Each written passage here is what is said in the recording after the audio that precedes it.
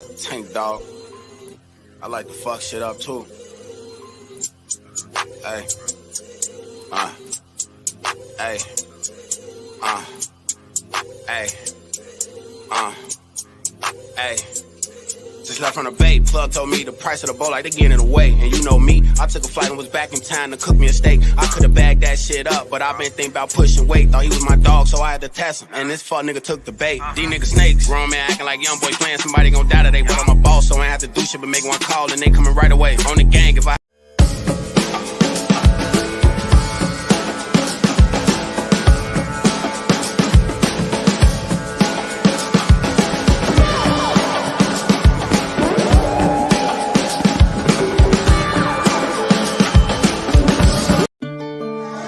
on the beats.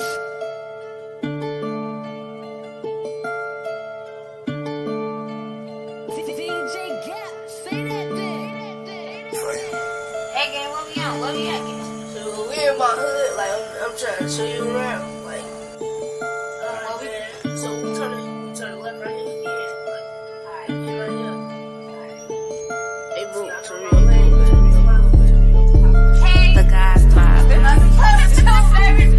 I know some niggas out of that 5 that'll kill for real. I know some niggas out of that 6 that'll drill for real. I know some niggas out of that 5 that'll kill for real. I know some niggas out of that 6 that'll kill for real. I know some niggas out of that 5 that'll drill for real. I know some niggas out of that 6 that'll drill for real. Why the niggas keep talking good? Because I'm trading. They come on talking now, they gotta face it. We not gon' chase it cause we making money. You already know that I'm ball like Curry. Niggas think that it's stupid, don't worry. I'm on the 11 and still going crazy. Niggas keep talking about releasing babies. I'm about to go stupid, I'm about to go crazy. I'm about to go stupid, I'm about to go crazy. I'm a young nigga going crazy. She thought it was 7-Eleven, no coupon. I show love, and y'all don't know show love. Niggas be doing talking, but ain't know none. We got your eye, hit 'em up like it's Tupac. You say you a boss, you say you a gold, but you should be riding these niggas boats. Nigga, you front, niggas stop stunning. I'm making money, y'all ain't making none. I'm feeling like bump, cause I got my squad. These niggas goofy, stop at that fraud. I know some niggas out of that 5 that'll kill for real. I know some niggas out of that 6 that'll drill for real. I know some niggas out of that 5 that'll drill for real. I know some niggas out of that 6 that'll drill for real. I know some niggas out of that 5 that'll kill for real. I know some niggas out of that 6 that'll drill for real. Nah, for real, let's be for real. I feel like Hannah Montana. I know some wild boys make a beat with it like piano. My brothers on that block, but I'ma move them to Atlanta. Gon' rep they set regardless, like some gangsters with bandanas. When I make it, everybody gon' eat. Don't do drag bags, get out on feet. Get paid to be at a function, probably a Saturday, no dough cheap. Go to school and getting this money and chasing the dream, ain't no more sleep.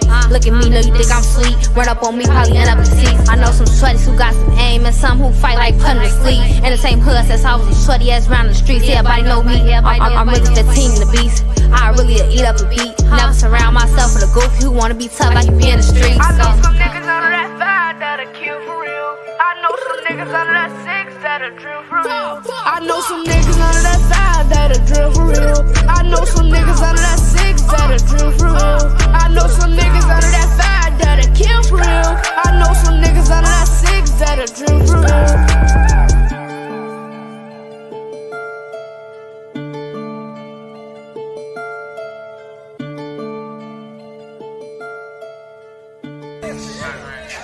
I got fuck with you. Oh, hey, cameraman, get it. We got part 2. Coming to my fucking city. Play that Kinda shit, give me play with both city. Hey, y'all should have a talk. Motherfucking pity. They tearing up my team. She pull her pants down. Tee up my team. Tee up. Look at that camera. Tee up. Tupac.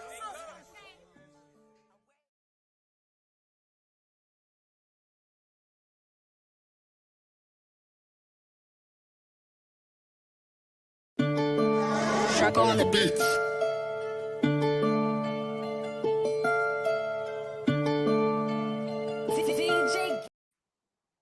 My bad, y'all. Grand Rising, man. I was supposed to stop the video.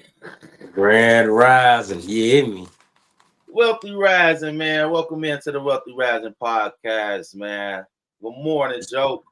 I mean, Wealthy Rising. I'm sorry. Wealthy Rising. You tired? Yeah, you know you fried. If you can see me, I'm still tired in the bitch. But Wealthy Rising, wifey, man. We are in the building, man. Tap in, man. Tap in, long leg, head up, ENT. Y'all know how we started, ATB, you know what I'm saying? Quanadon Productions, you know what I'm saying? Shout out to our co-host, Governor Rick and KB Nene, you feel me? You did. And it is going down, man.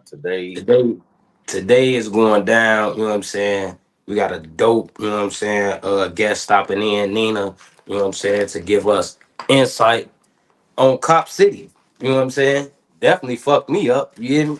Yeah, it fucked me up too. I ain't gonna lie. I hadn't heard too much about it until I had I'll be in Atlanta like every other week, you feel me?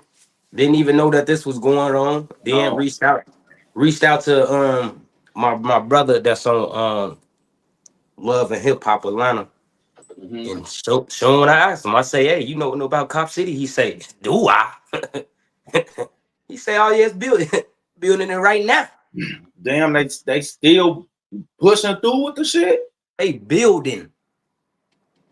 Damn. Right now. Hey, you know what's so crazy? I tried to look it up yesterday and see like some updated information. They got updated. You know what I'm saying? I was Googling some shit trying to see because I think the video that you shared with me was like a year old. So I was like, what the hell? So then you got this one with old girl that's playing in my background. Okay, I'm gonna play that. I'm gonna play that one. Yeah, so you well, I'm gonna play one of them just to let them see kind of what we talking about and kind of get them caught up.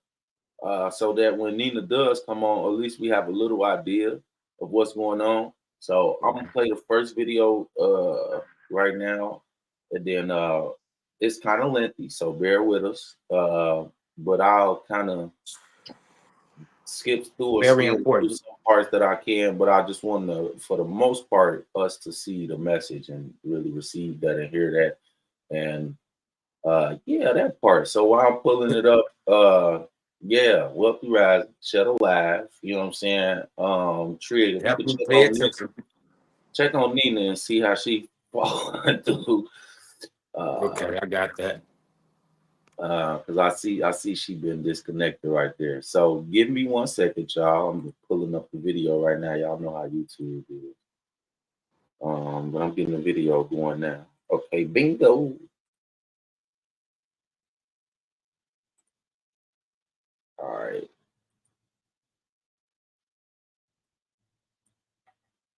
All right. So while Trig checking on our guest that's going to be speaking about this, I'm going to share my screen. Oh, okay. She in the building now. There we go. But I'm going to share my screen with y'all. I'm going to share this video really quick. And then when we come back from the video, we'll bring Nina on. We'll get into it. All right. So without further ado, let me go pull my screen on 1 second here, y'all.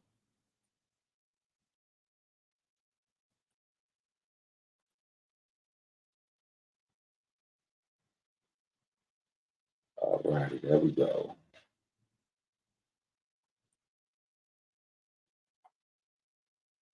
I'm gonna take us off the screen all the way. There we go. Contracting companies. We construct barricades to keep police out. Police, construction, contracting companies. You hear gunshots all the time because there's a police firing range. And you can hear those shots right there. Occupying this forest is how activists are resisting the construction of a $90 million state-of-the-art police training center protesters call Cop City. The facility will be developed on one of the largest spaces in Southeast Atlanta, which has a history of oppression. All of it. It will be clear cut. They cannot wait. They just want to go in and bulldoze everything and write the history the way they want to write it. The fate of the forest is up in the air as the police and forest defenders both refuse to back down. Those people, to me, through their acts, are actually domestic terrorists. Major corporations are pouring millions into this project, financially pressuring politicians to build Cop City.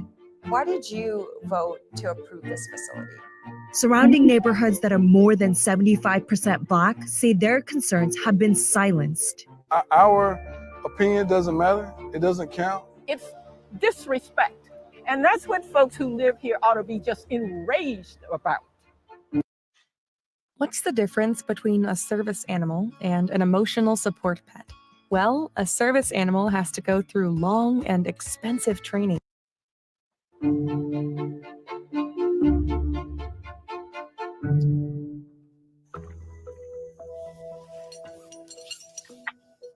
I still get anxious when I'm like coming down. This forest defender who goes by Fruit Bat has been living in trees for the past 6 months. You know, the banner says stop destroying Earth. The great thing also is that you don't have to destroy the tree to live in it. These forest defenders are a coalition of activists operating without a centralized leadership. It makes me feel like I'm part of something greater than myself. Fruit Bat is using a pseudonym because he's afraid of getting tracked and punished by authorities. The police, FBI, and other agencies are currently investigating the movement against Cop City. You know, the SWAT team has come through here before and arrested people. Several protesters were arrested during a police raid after a confrontation in which activists allegedly threw Molotov cocktails at officers. Forest defenders say authorities have continued to destroy tree houses during raids. Sort of a main gathering. As we toured the forest, we heard gunshots for hours. And you can hear the gun firing. That's coming from a police firing range that already exists nearby. The plan is to expand that into an 85-acre campus.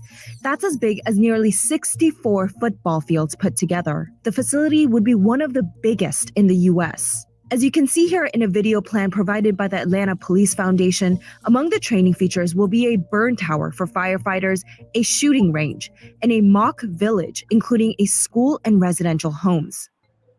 But residents who live nearby say they were blindsided by the city's plan to expand the massive police facility. It's happening literally in my backyard. No one has reached out to me. I do see when they ask for votes.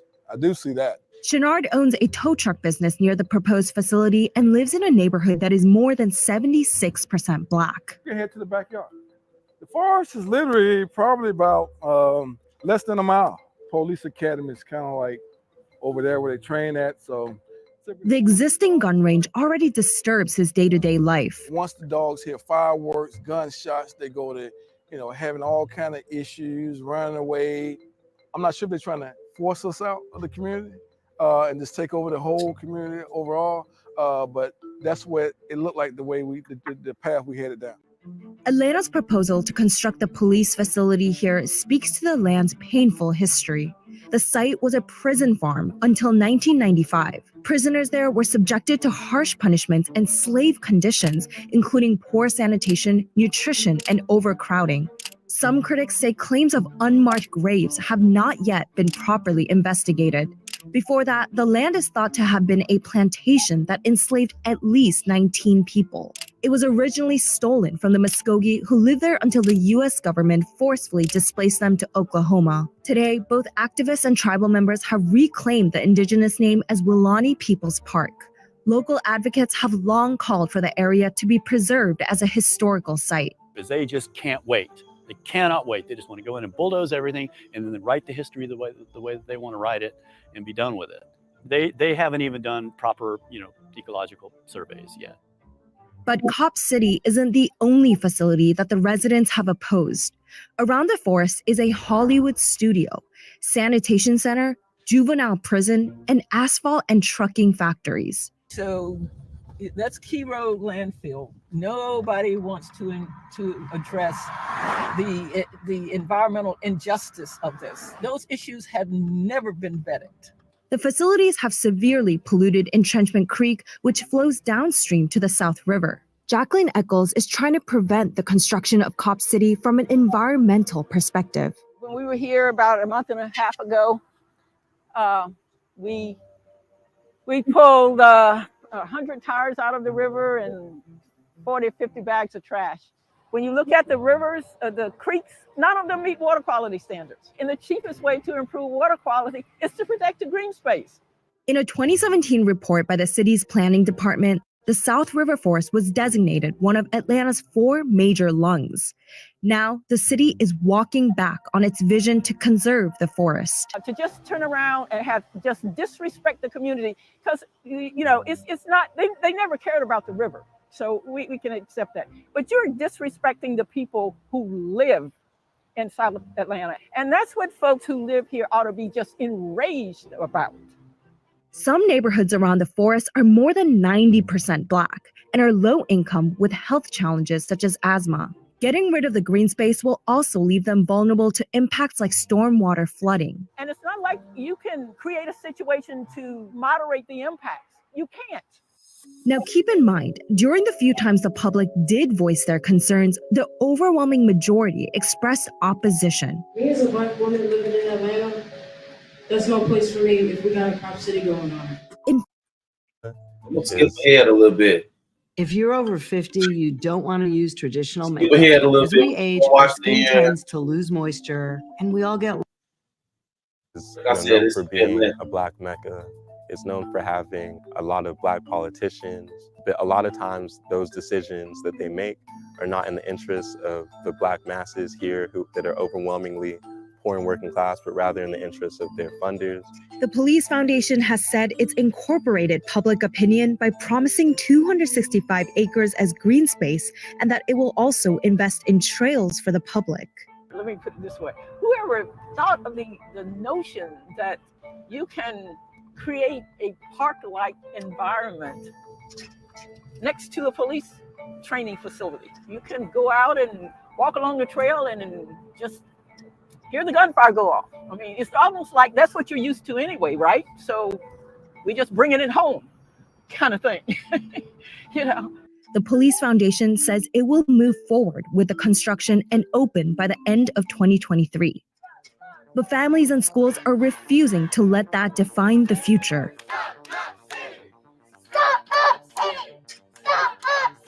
They're hoping increased awareness will stop the construction. Don't cut down the tree. This forest is important for me because it reflects what is happening worldwide now. Even though we have an urgency and climate emergency, the rich people of this world, keeps extracting and keep making themselves richer and richer. Not all protesters we spoke to were anti-police. Some were hopeful officers could receive better training to deal with non-violent cases involving mental health issues. I'm all for the cops training centers. Do it, because the cops need to be trained, but not at the risk of cutting down the forest. But they collectively agree they're done letting the city sideline their voices. This fight is not a fight about what City Hall is going to do. This is a fight about what you and I are going to do. City Hall doesn't have the last word on this fight. We have the last word on this fight.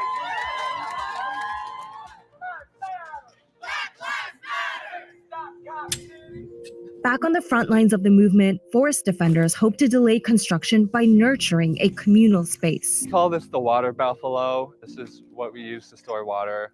People are supporting the movement with water and food donations. From all angles of resistance, people living both in and around the forest are determined to embrace the green space as the anchor of community. I've just had so many great experiences in those woods. At least these people are out there enjoying it right now. We're envisioning a society that we want in the future. And the only way to get there is to envision it, to name it, to show it, and to gather people who believe in that vision. The nature, the preserve, the wildlife, all that kind of good stuff they have brought to this community. Now you're saying, hey, we're just gonna take it away? That's not right. That's not right by no means.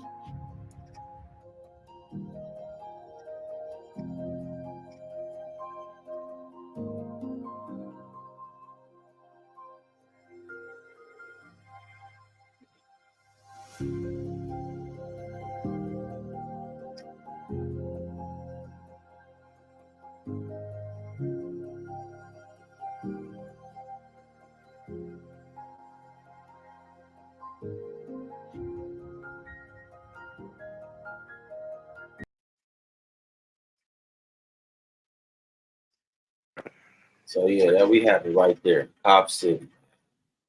Cop City. Right underneath our motherfucking nose. I didn't know anything about Cop City.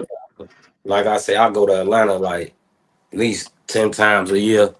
Got a lot of people out there. I wasn't informed about it until actually being on my brother Tank house, and his wife Nina was like, "Hey bro, you know about Cop City?" I'm like, "Shit, what's that?" And here we go. I did they got a couple more videos. They had some updates as far as like 3 weeks ago. But I called my homie today. Like I said, he on Love and Hip Hop Atlanta. And I'm like, hey man, you know about Cop City? He said, do I? He said that motherfucker being built. He said it's under construction right now. Like he Well, like they had to have stalled it because I heard it'll be done by 2023, and we passed that. So Yeah, they're way past that. you know what I'm saying. My whole thing to this is this. I got quite a few things from watching this video that show me that us, the people, ain't going. Feel me? Like the biggest thing that I took away is we not fucking going, bro. Do you see it? I just saw like 8 different nationalities down there fighting for that shit. Not giving a fuck about none of that color shit, political shit, rich, poor shit. We just know we ain't going. right. They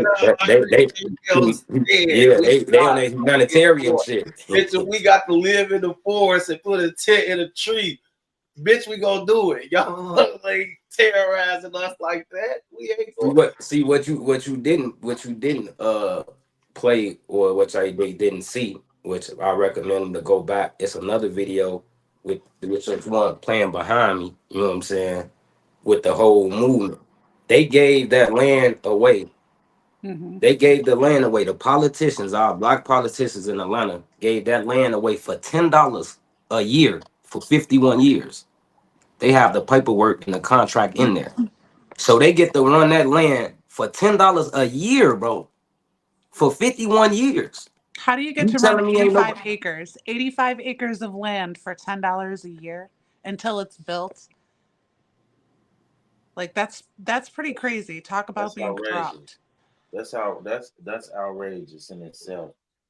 They also have huge corporations behind them, like Willis Fargo, the Home Depot. I was just gonna say that's what it's all about. It's about the corporations and the people that's investing their money into these people.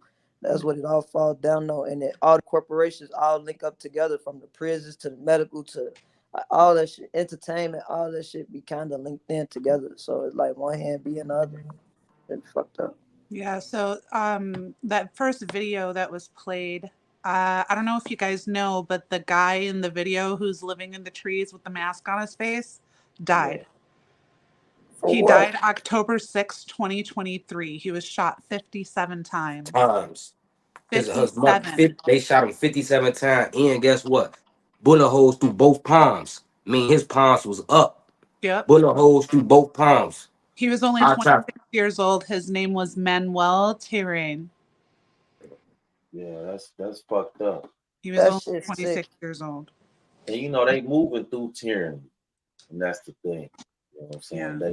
They want to promote fear, to have a motherfucker think, oh, you can't do nothing, and if you do, this gonna be your consequence. Yeah, look what we did. You missing something, right? That's still being built. Yeah, they building it. You missed something though. Go ahead. I was just gonna say it's still. I can't say it because they gonna come try to get my fist. So everybody go burn that motherfucker down. Well, they could sure try, but with the Yeah, I amount doubt of work that's going in, it's kind of hard. I mean, our responsible thing as a community, as people, is to do the right thing and advocate for the people and speak up about it, because the one thing that works and surely works is protests and boycotting. So if you boycott these companies and say, no, I won't give you my money because you're funding Cop City, you know, that's something that speaks volumes right there. Even just having a live about Atlanta, we're in Chicago, having a live about it, you know, and speaking about it, it's an important matter to everyone, not just the Black community. And I think that we should start at the beginning, because this land was originally taken away from the Native Americans, and it was taken away from the Masagi tribe. And that's where they lived, in the South River Forest area, until the 1830s. And then they were forcefully removed by the U.S. federal government and then displaced in Oklahoma instead. And then after that, the site was purchased in 1863 by the city of Atlanta. It was supposed to be used for a cemetery, and it never was. They ended up using it during the American Civil War. And then in 1917, the land was purchased by the U.S. federal government and used as a war imprisonment camp. So in other words, they've been illegally doing stuff on this land since the 1800s. And listen, what they incorporated, what we not paying attention to as well. Atlanta changed they domestic terrorist motherfucking charges due to the fact when they was building this motherfucker because they was out there protesting. Now they got you labeled a domestic terrorist if you go against anything that the motherfucking state or the government of Atlanta has put in place. So now they giving your ass 5 to 35 years if you go and try to label burn you it as a down. domestic terrorist. If you go against anything that the motherfucking federal government or the state has to say, if you fuck Cop City, they you locking your ass up for domestic terror. I think what we should insane. also be saying is fuck the politicians who voted 11-4 for that. And the majority of the politicians in Atlanta are Black. Like, what are you guys doing to your own community? They getting paid. Of course they do. It's Of about course you getting got paid. You the about motherfucking black, y'all. white, You signed off $10 on a year $10 for a 84 year. acres. Of course they're getting paid. You don't think a motherfucker cashed out? If I'm saying I'm finna give you this land for that ain't even a penny. That ain't even a penny. Yeah. That's insane. Come on, man. Yeah. $10 a month. That shit $10 crazy. a year. $10 That ain't even a year. $1 a month, G. No, not a month, a year. I know. That's what I'm $10 a saying. year. That ain't even a. It's crazy. You know, it just goes to show you that when other shit is going on in the world, the United States use that like to their advantage just so that they can do shady shit in the background and try to get away with it. You know, as we all know, the United States is aiding Israel in this Palestine war, and they're sending billions of dollars over there. But meanwhile, they're building Cop City, but they still need $30 million of taxpayers' money to finish building it. Yes. So they gonna build this shit. So basically, they building this shit. The people saying they don't want it, and they making the people pay for this shit. They making people pay the $30 million, and guess what? They can't even vote. So basically, They don't even have the right to vote on it. Atlanta, basically. They don't even have the right to vote on it though, KB. They don't even have the right to vote. Oh no, Everybody it's else can already vote. passed, and it's already passed, and it's already being part built. of Atlanta. They said DeKalb County not really a part of Atlanta or something like that. I just seen the video, or it's not really what the people in Atlanta can vote and have a decision that can affect what's going on over there. DeKalb is part of Atlanta. They done outed those people in that area to vote. That's what I'm saying. That's what I was just hearing something about. Yeah, they done outed them to vote. Y'all can't vote. The motherfuckers So they don't, that's right, they don't live got here, no say so whatsoever. y'all don't have no say so whatsoever. They put that in effect.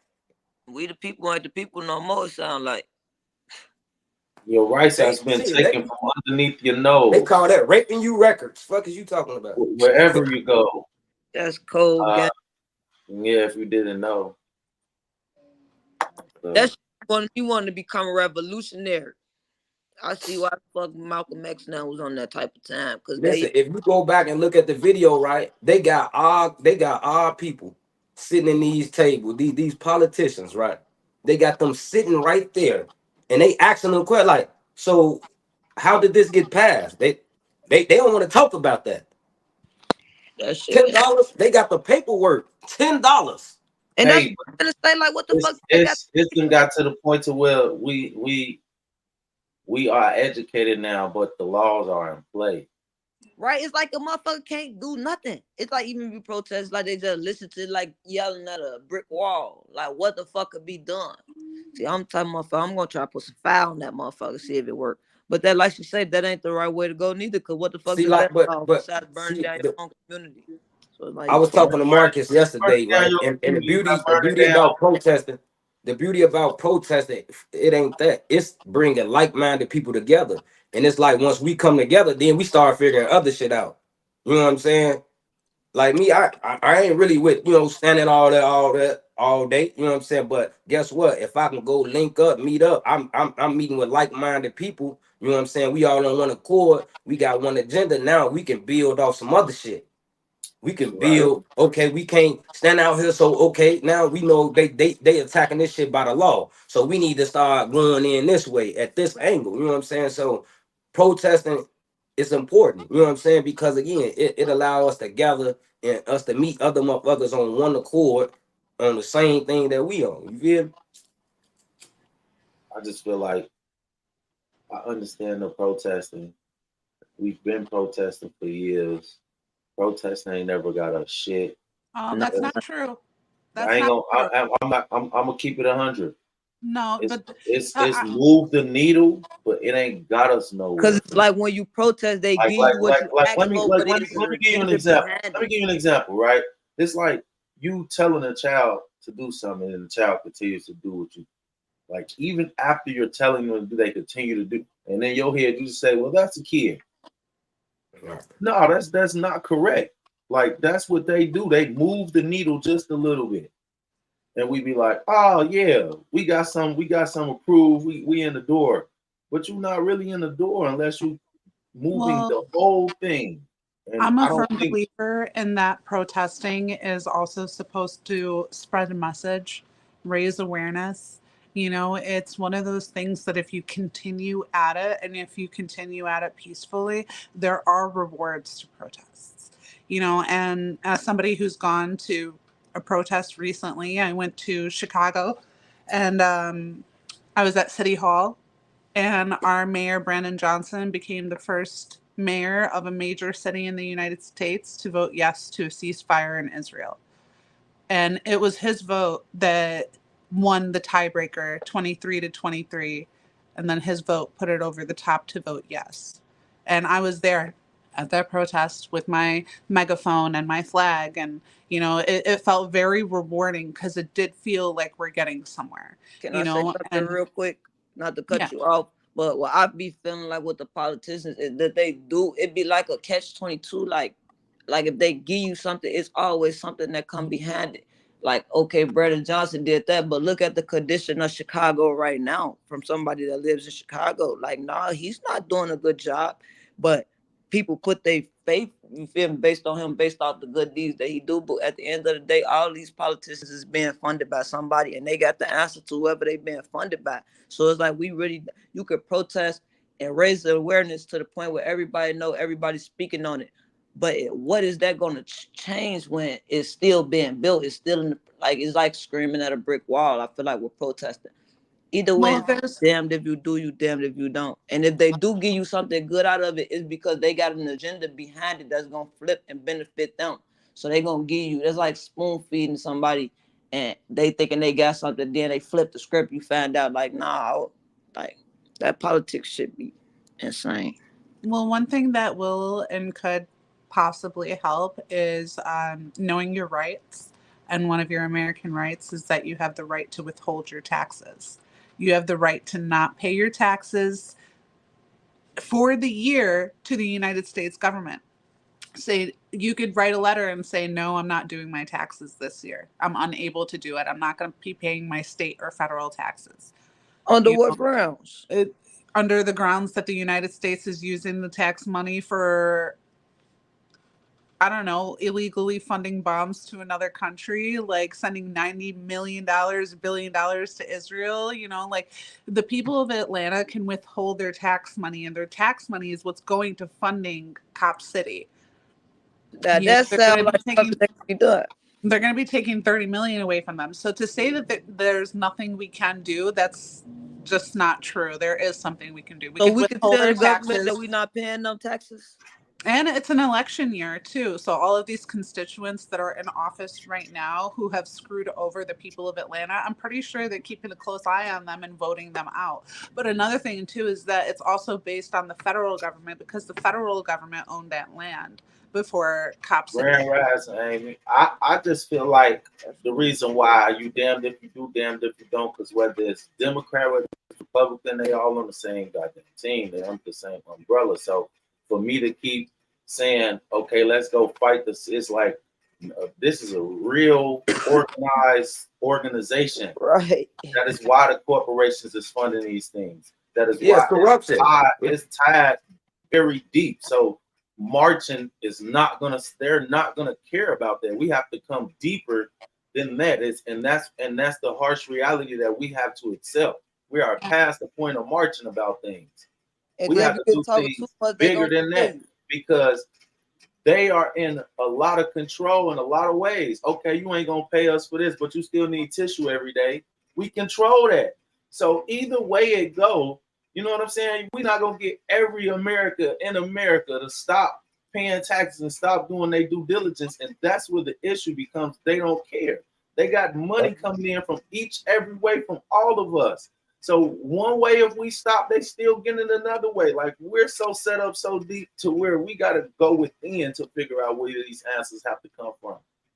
Because that's the reality of what we're in right now. We then got marched into slavery, not even knowing.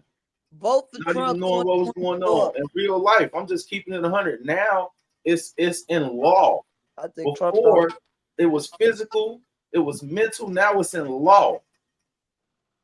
It hit different now. You see what I'm saying? If you protest, you can be put in jail. What type of shit? For domestic terrorism, though, they give them a fucking. Oh, no, wait. They so cold, they could take you and put you in a mental institution for days, and I tell your people where you at under the Hippo Act, and you could just be gone because you could say something erratic that they feel is erratic, and they can say that you out of your mind, and they can take custody over you. They can literally take you and put you in a mental institution and let you out when they feel like they want to under the Sandra Bland Act. So it's like they give you something and then they flip it on you where it's not really beneficial to us. We need our I'm talking about our kind. And I mean humanitarians. We need real humanitarians in a position of putting laws into play. Again, a lot of us don't understand the law. Again, law is words written literally by a group of people that's standing around a table and they all agree to say this. So if I'm at the end of the table and I'm saying, hey, Quan, I think we should do this. You know what I'm saying? And we push this agenda. It's only a couple of us in the room making these laws up. Half of us don't even know the shit that goes on in the world. And these lawmakers that's making these laws don't even know what the fuck really going on. They literally just what a motherfucker. Everybody is like, if everybody at the table and everybody is a set of laws that 90% of the people at the table is getting paid to vote on this law, and you got 10% of firm people, that 90% is going to it's the mass majority vote. So it's at the end of the day, all these politicians in pocket. You feel me? That's why I say it seemed to me like Trump the only one that is good right now. Even he under a corporation. You gotta understand this shit. Like Kanye, but he under his own corporation. He is his own corporation. It is. Then that's true. But even Kanye said it. Like, this is what I'm saying. You have to pay attention to all of these things to make it make sense. And that's Can I say something on that? Yeah, you can, Nina. I think that the United States government, all of our politicians, the very same people who need our money to fund their campaigns so that they can push bills and laws into action, are the same people that are stealing from the American people. And the reason why is that we are so busy working and trying to survive and paying our bills and paying our taxes, and we are so busy in our own lives that we don't have the time to look at every single bill or every single law that's trying to get passed in the House of Representatives. We don't look at none of them. Let's be honest. And we don't see that. So let's be honest. How many politicians or the state reps and these people that's in play, how many of us know them? How many of them came from our neighborhoods? How many of them, how they already playing the system? They already going to school. They playing in the system, and they already know what the fuck it is to keep this motherfucker down. I want to say with boycotts again, because a lot of these politicians are also investors. They invested a lot of their money into other big companies to try to make more money because they're greedy. That's just how they are. So with that being said, did you guys know that there was a law passed in America that says that a state, like a single state, cannot boycott Israel? Like, it's illegal to boycott Israel in certain states. And that's a law in the United States. What politician passed that? And then if you say, no, we're against it, we should have the right to boycott another country. Like, that doesn't seem right. We're the United States of America. We could boycott whoever the fuck we want. If I say, no, I'm going to boycott Israel, suddenly I'm anti-Semitic, but I'm Palestinian, so I can't be anti-Semitic. I'm just smart and know that I'm not going to fund money to another country who gets United Healthcare. I'm gonna keep it all the way above free school and all that stuff. So why are we sending all of our money to another country when you guys are stealing from us and not using that money to help the better cities, to actually structure better police departments? Go build Cop City in Texas. Go build Cop City in California. Go build it in Oakland. Oakland needs it a hell of a lot better than Atlanta, Georgia does. But no, there's some shady shit going on there. Shouldn't the conversation be overthrowing the government as a whole? Because that's what I'm on. That's treason. That's treason, and then they label you as domestic terrorist. They can't. Right. We all just. You see what I'm saying? All these laws are put in place. We all domestic terrorists then, because let's do it. But they are the real domestic terrorists. But we sitting here arguing about who the domestic terrorists, like we don't know. They are. That's why it's a no-fly zone for Americans in other countries right now as we speak. Yeah, but we have a right to resist. We have a right to Jamaica. We got a right to resist what? Africa. Hold on. We got a right to resist what? Because once they come, they got a no-fly zone for Americans. Why? Because of different laws. Like, what can we resist? What can we resist going to jail? I'm not finna go. I'm going you know what? I'm going to fail regardless. At this point, I look out for my family and I do my own silent protesting in my own way. Boycotting McDonald's. Man, they can't lock us all up, man. Withholding your taxes. That's another one. It's really important, on looking out who you're voting for. There's no right side to the coin. Both sides of the coin are shit covered. But you have to be just a little bit more, do some due diligence and really do some research on the people that you're voting for. Because this is an election year and every vote matters. It's so important, the people that we hold into office. Like Lori Lightfoot, look, she's not in office anymore. And now we got Mayor Brandon Johnson. And I know it may seem like he doesn't care what's going on in the city of Chicago, but that's simply not true. He's trying to better the community. And the city of Chicago, or the state of Illinois, has the largest Middle Eastern population outside of Michigan. So a lot of Middle Eastern people who live here are business owners. They own grocery stores, convenience stores, delivery services, moving companies, and they are taxpayers to Illinois. I think that's important to say. Like, he's on their side, so that you get voted for. Exactly. Not the regular worker that's getting up every day, going to work, paying their taxes, paying for this high-ass food, paying for this high-ass gas, paying for the high-ass everything.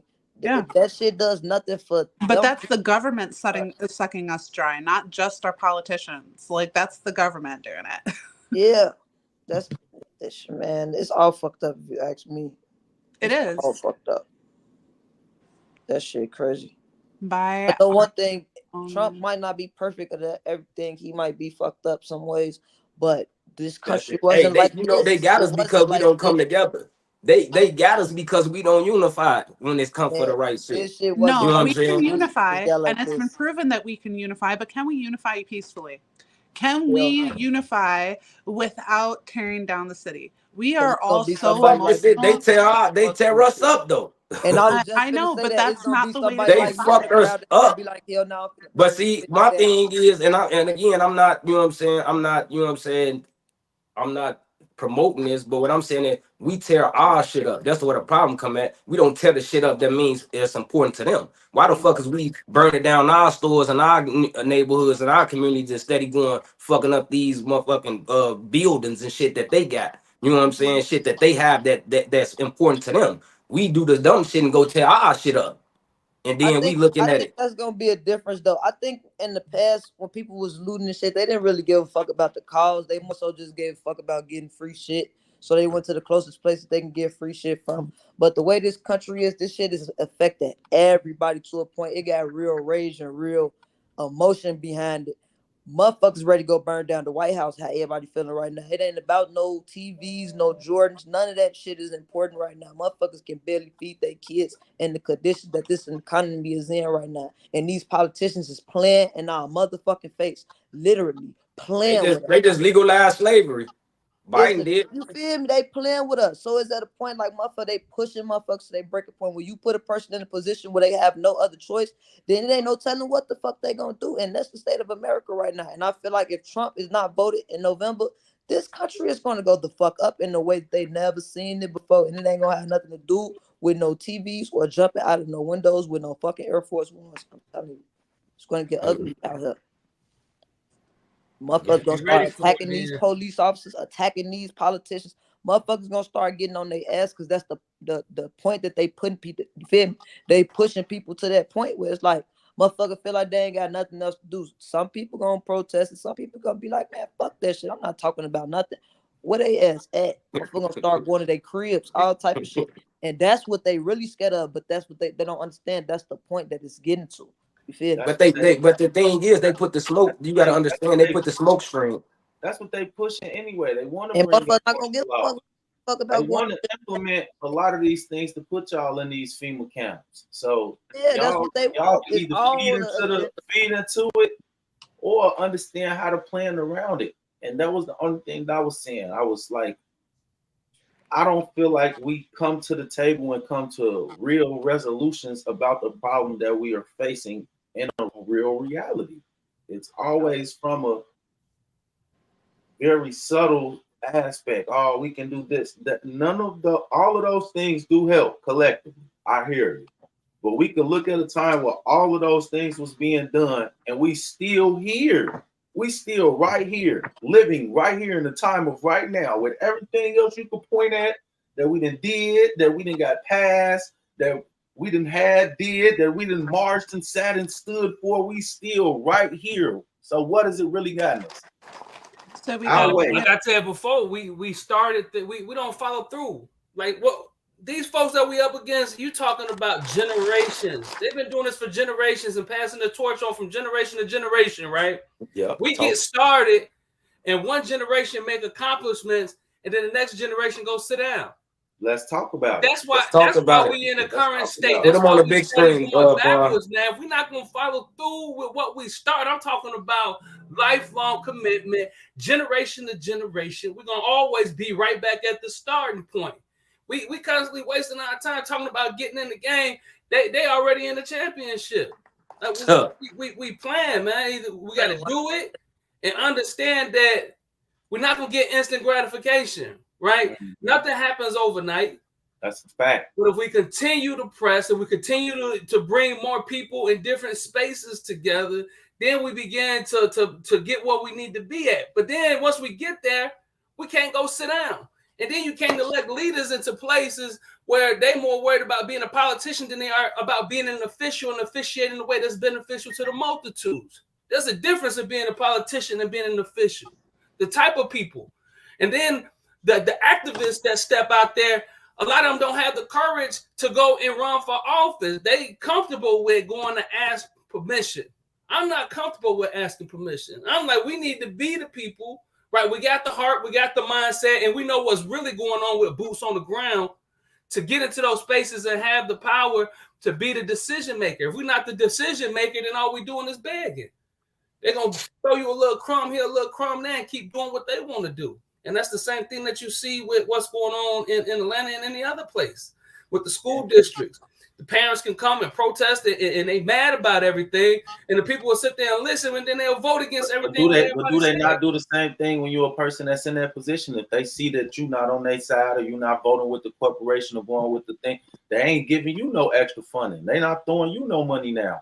Now you ain't. Who cares about the money? You know what? I see you. Hold on. Listen to me, Mark. What does it take to support a business? What does it take? Just hear me out. Make this point. What does it take to support somebody's business? Supporting it. Actually, all you gotta do is share, right? Tell people about it. So it ain't really about the money when it comes to politics. It's the same concept when it comes to supporting somebody's business. If you got somebody that's real, that's gonna get up and fight for you, you ain't gotta put no money into it. All you gotta do is pick up the phone and make a phone call. That's all it takes. It ain't the money. We give money too much power. The power is with the people if you spread the word. Just the same way to support your business, support your podcast. All you gotta do is make a phone call, share, like, and push it out there like that. It's the same thing when it comes to getting out there and supporting somebody in politics that's real. It ain't about the money. Ain't nobody in politics real. Who in politics is real? I ran for office. I'm real. Have you been able to make any drastic changes as far as like? He have in this neighborhood. I gotta give him that. He have. I'm talking about like as far as in the government, as far as law that's gonna affect everybody as a whole. Yeah, they won't let you. I'm not saying that you haven't. I'm not saying that you haven't made no. It ain't that they won't let us. We don't go through the process to do it. We want it right now, and if we don't get it right now, we lose interest. Can I just say something like because in the beginning, like what I was saying, you were saying like the next generation don't step up after accomplishments been made, and like I was saying in the beginning, it's hard too when soon as you make an accomplishment, it's like it's a they change the rules. They move change the goalposts rules right in your face. So it's like you never. That's how. So we constantly stay in this situation, and as the generations dwindle down. So now when you get closer to my age, first Quan was saying at his age, right, in his generation, where he to the point like we dim, we do, we dim, we don't. Now you get down to 27, 25, 22, we ready to act the ass. So it's like it's not changing because they're not allowing it to change. So we starting to change emotionally, and like you said, it's gonna wind up putting us in FEMA camps because that's what we not doing our due diligence, man. We too busy complaining about what the problem is. My brother just went in. Hold on, bro, not to cut you off. My brother just went and lived in a tree for 6 months, and then they shot him 50 sometimes. So what the fuck? Like, yeah, and the guy who shot him is not getting prosecuted or charged. The guy who shot him is not getting charged. So what do that leave us to do? So it goes back to slavery. They've been doing this shit for 400 years. They gonna beat that nigga that want to set an example. They gonna beat him so bad that all the other niggas gonna get in line. See, I do have to say though, and there go the problem right there, right? Because when the punches start being thrown, everybody go lay down. If I got the courage to stand up and fight, and then I'm fighting 100 people, and you sitting there watching me. That's the problem. If you're not willing to believe with me, how can you expect us to move? Like you just said, if all 100 of us fight, what they gonna do? They gonna kill all 100 of our ass. We all act like we not fighting against a system that we cannot motherfucking beat. But we're doing it right now. We're literally, that is what we're doing right now. We are on this live and we are talking about something that a lot of people were not talking about, and that was Cop City. And how many people on this live right now knew about Cop City before we mentioned it? Now and I'm gonna be honest. Until Trig brought it to my attention, I still would have been ignorant to it. And I'm gonna be totally 100 with you. It's so much stuff that I've been seeing that's just similar to this. I've seen, young men have their whole farms taken from them. All type of it's a lot. Knowledge is money. Talking about. It is a lot of craziness going on in the world right now. And the only thing that I was saying was this. I'm aware about it now. I wasn't aware about Cop City, never heard of it. Now we on this live. Now I'm aware. Y'all just spread the awareness. Now now I'm mad as hell. And I'm ready to go. So what do you accomplish? Because at the end of the day, that construction site is still being built right now. What the fuck? It is. Punching the police officer that's coming out there, motherfucker, just get to going. But see, the crazy thing is, the reason why most of us don't hear about it because we hear about YSL that's going on down in Atlanta. We hear about the entertainment part of what's going on in Atlanta, how they indicting all these black men. You know what I'm saying? Oh yeah, this rap shit, and then you got this mayor. You know what I'm saying? And this chief of police, that's our color and our complexion. You know what I'm saying? That's going after these so-called gangs that's just fucking up Atlanta, but you ain't gonna hear about Cop City, a motherfucker getting shot 57 times with his palms up, shot through both palms. So they control the media. They control everything. They control what the fuck we hear and what we see. They control the media. Well, So when like he you got said, the only good thing that we could do is get out with protest is spreading the word because they do control the media. So we get it to put was our narrative reported, out there. it was reported by 8 different news networks that he was killed. It's just that the day after he was killed was the day that Hamas attacked Israel. So that was a war. That was like the beginning of a war. So that was the distraction that the United States needed to Always take away from distracted. Cop City so that everybody wouldn't know what's going on down there. It's their way of propaganda. It's their way of I was just gonna say it's silencing all us, making us propaganda. more ignorant. So you can't really blame the people and the next generation or none of that. These And motherfuckers got a plan set and they stick it to it. And then we don't got no plan and we ain't sticking to it, even when our ancestors had a plan. So I'm saying, Because to have a plan, you got to know the solution. Look at what To they have doing. a plan, listen to me. To have a plan, you have to know the solution. So you have to have a destination to have a plan. What are we planning for? It depends on what area you in. There's a lot of different things to plan.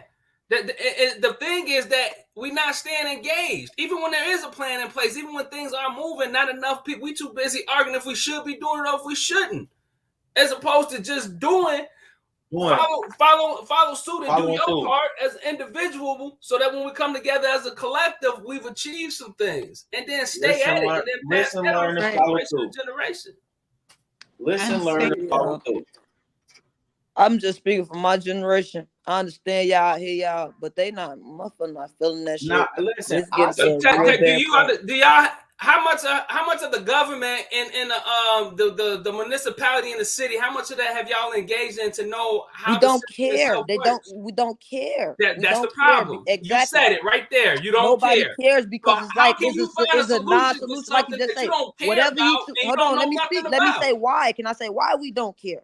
Because what can we do?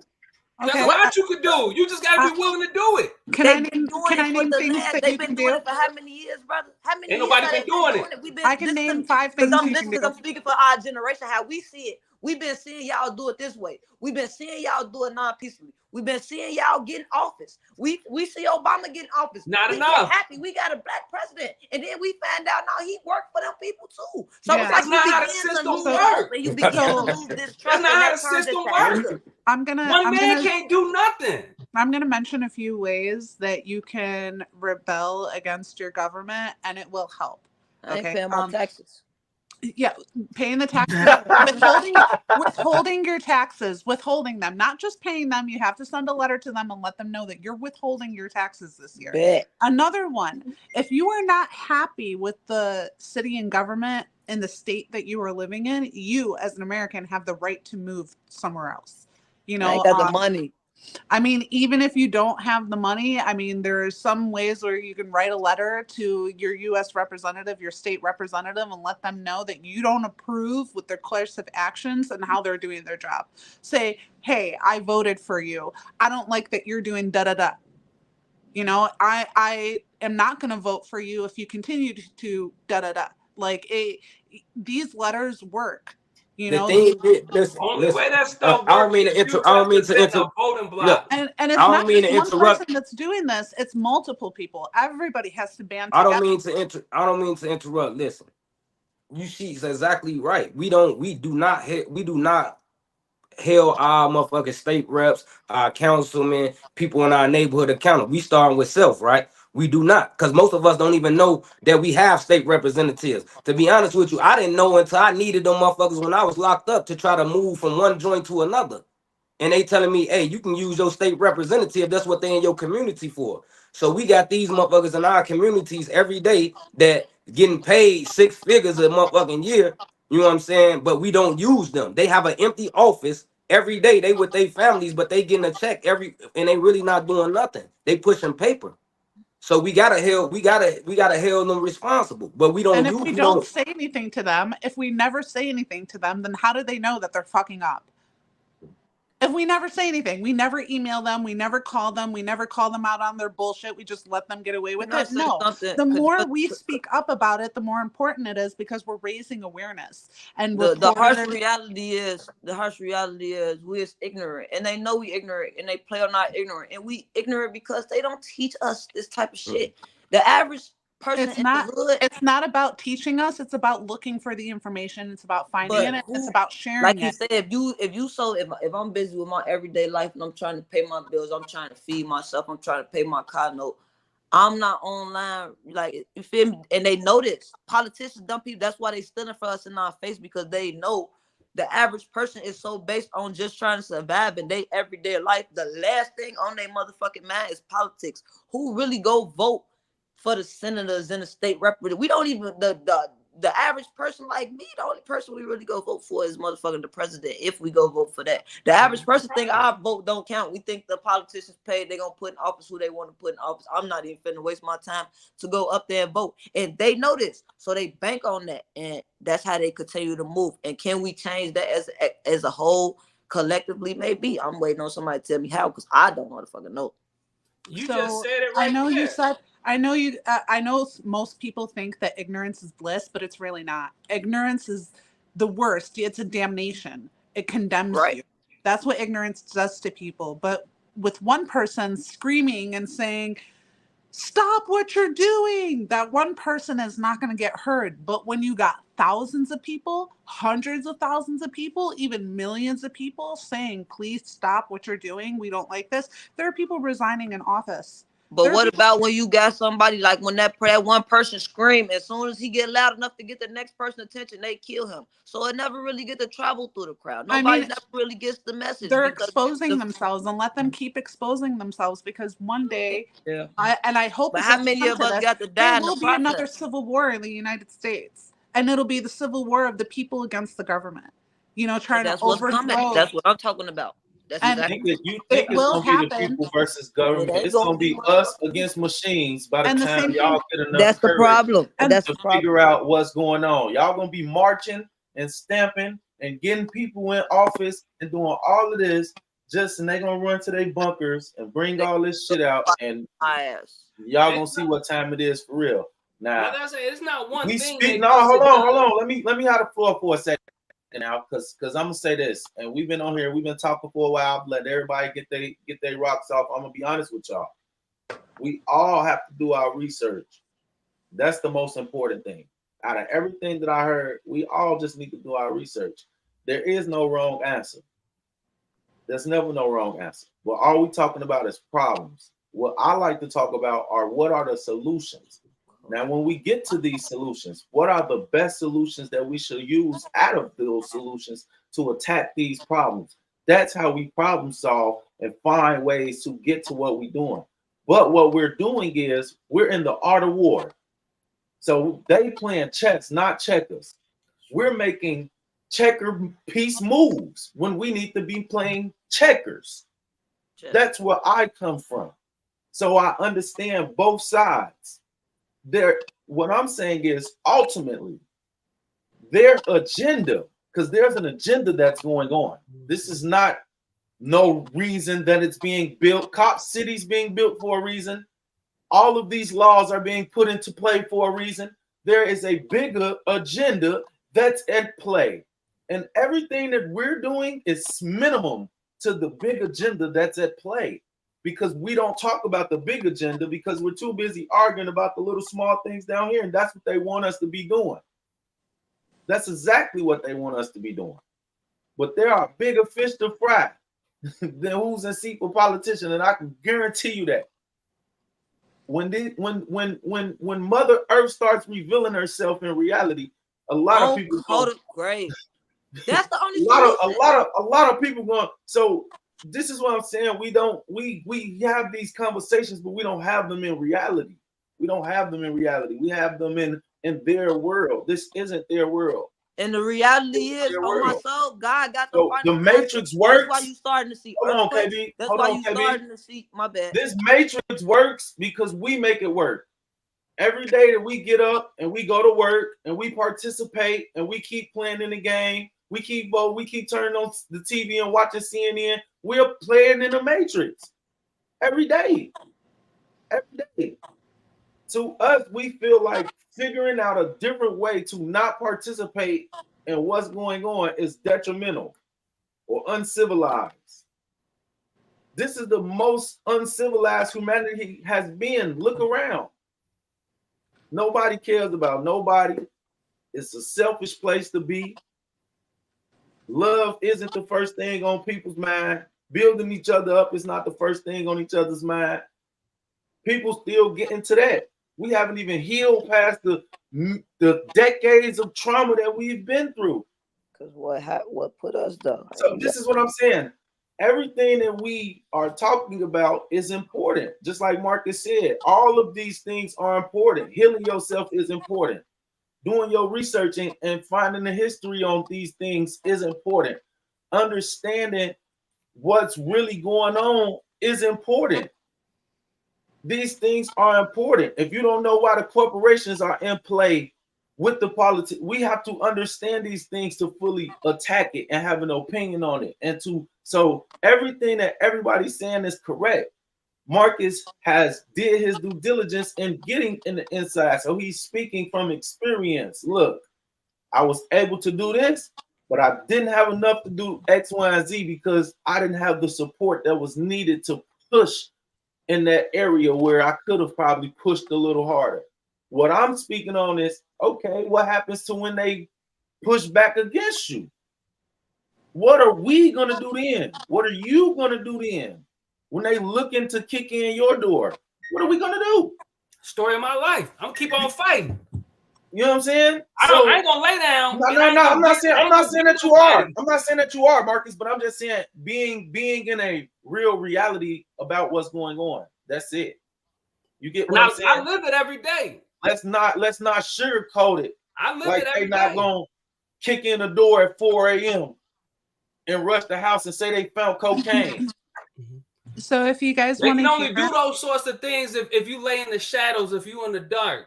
That's why I stay in the light.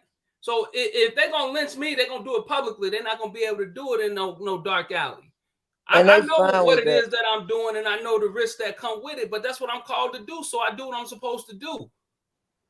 The problem is, like you said, we still talking about the little stuff, which it shouldn't even be a conversation. We should just be doing these things. We the people are expendable to our government at this point, and that's the only point. We know all of this, and like you said, we know all of these things. So, right, who's the fool?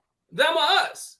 Right? If we know that this is designed like this, and then we keep feeding into that narrative as far as what we giving them the ammunition to tear us down. Like I say, you start with self, and you build up self. How did we get here? How did we get to this point, though? Who built our government? Who built our government? We know who built the government. They did. Okay, no. Who? Somebody had to build this. Somebody had to give. So the so-called who built the United States gets its government from Great Britain? Which one of y'all fucking with Great Britain or the Queen or know anything that's going on over there? Me, well, a little bit. First of all, let's stop. That's not even true. That's not true. What you're saying is not true, Quan. This shit deep. No, it's not. America did not get its government structure from Great Britain. Hold on. What do you think the Revolutionary War was about? America don't run America, man. I'm not saying they get its London is a monarchy. Hold on, America is a democracy. America fought against the Britons and all of that. That America is gone. That America has been sold. That America has been sold. We're not a monarchy. Has been sold. That America is no more. That America has been sold. That check is gone. That has been cashed. So did you guys know the year that the United States was signed over as a corporation? Did you guys know that if you guys keep your money in a bank, all right, most of us do. Okay, if you keep it in a local city bank, it's better than to keep it in a corporation bank, because corporation banks are the ones that are using your money to say, oh yeah, we got money and we can throw it over here because we have it. You know, for instance, some of the companies that are supporting and funding Cop City, I'll name a couple of them for you. So Coca-Cola is one of them, Verizon, Target, and then you got Waffle House, you got Trust Bank, Willis Fargo Bank, and Bank of America are all funding Cop City. If any one of those are your bank, take your money out of there. And what And you're put it doing by where? taking your money out of there is, if everyone unitedly does it, it crashes the system. It crashes the economy in a way. These banks have to go into foreclosure and they can no longer fund the bullshit we don't want them to fund. That is one way to do it. That I is got one question. I got add one them to the question. When you boycott leave, list. You when also you got leave these banks, where do you go? Because like you said, okay, Wells Fargo. you can go to a credit union. You can go Yeah, to a credit local union credit. and your local banks. You gotta get You got no approved But for a you credit see union. everybody putting them no. in there. Well, Oh, even credit a local union. bank. Credit unions approve you faster than a bank. Yeah. Banks too. Yeah, Fifth that Third a Bank. credit union This approve line you of faster credit, than a all bank. that. Fifth Yeah. Third Bank is And, also and, like an and they Illinois. give you and there's a lot of benefits with credit unions too. Yes. The longer you're with a credit union, the more likely you are to get a loan through them. Yeah. I'm more with crashing the system than trying to get into the Exactly. So I'm that's just what I'm more saying. of the I just So that's feel what like I'm the more we try to get in, this thing has been built for centuries on centuries on centuries, and we don't have that type of time to make up. Well, just that's why don't. I'm giving you guys little ways or little loopholes to kind of No, I beat the agree with what system, you're because saying, Nina. that's I'm one not of the disagreeing. ways to beat the system is to boycott and then withhold your money. The money that the government like, we're hardworking Americans. These are our tax dollars. We're supporting this country and running it. You know, like, it's not the politicians that are going and working on the riverbank. It's not. In a minute, our It's not dollar the ain't gonna be senators worth that are nothing picking up anyway. the garbage in front of my house. You know, like, those are all city workers. They have to get paid somehow from our tax dollars. I don't want to withhold my tax dollars from the people who plow the snow off of the streets. I don't want to withhold my tax dollars from people who are filling up the potholes.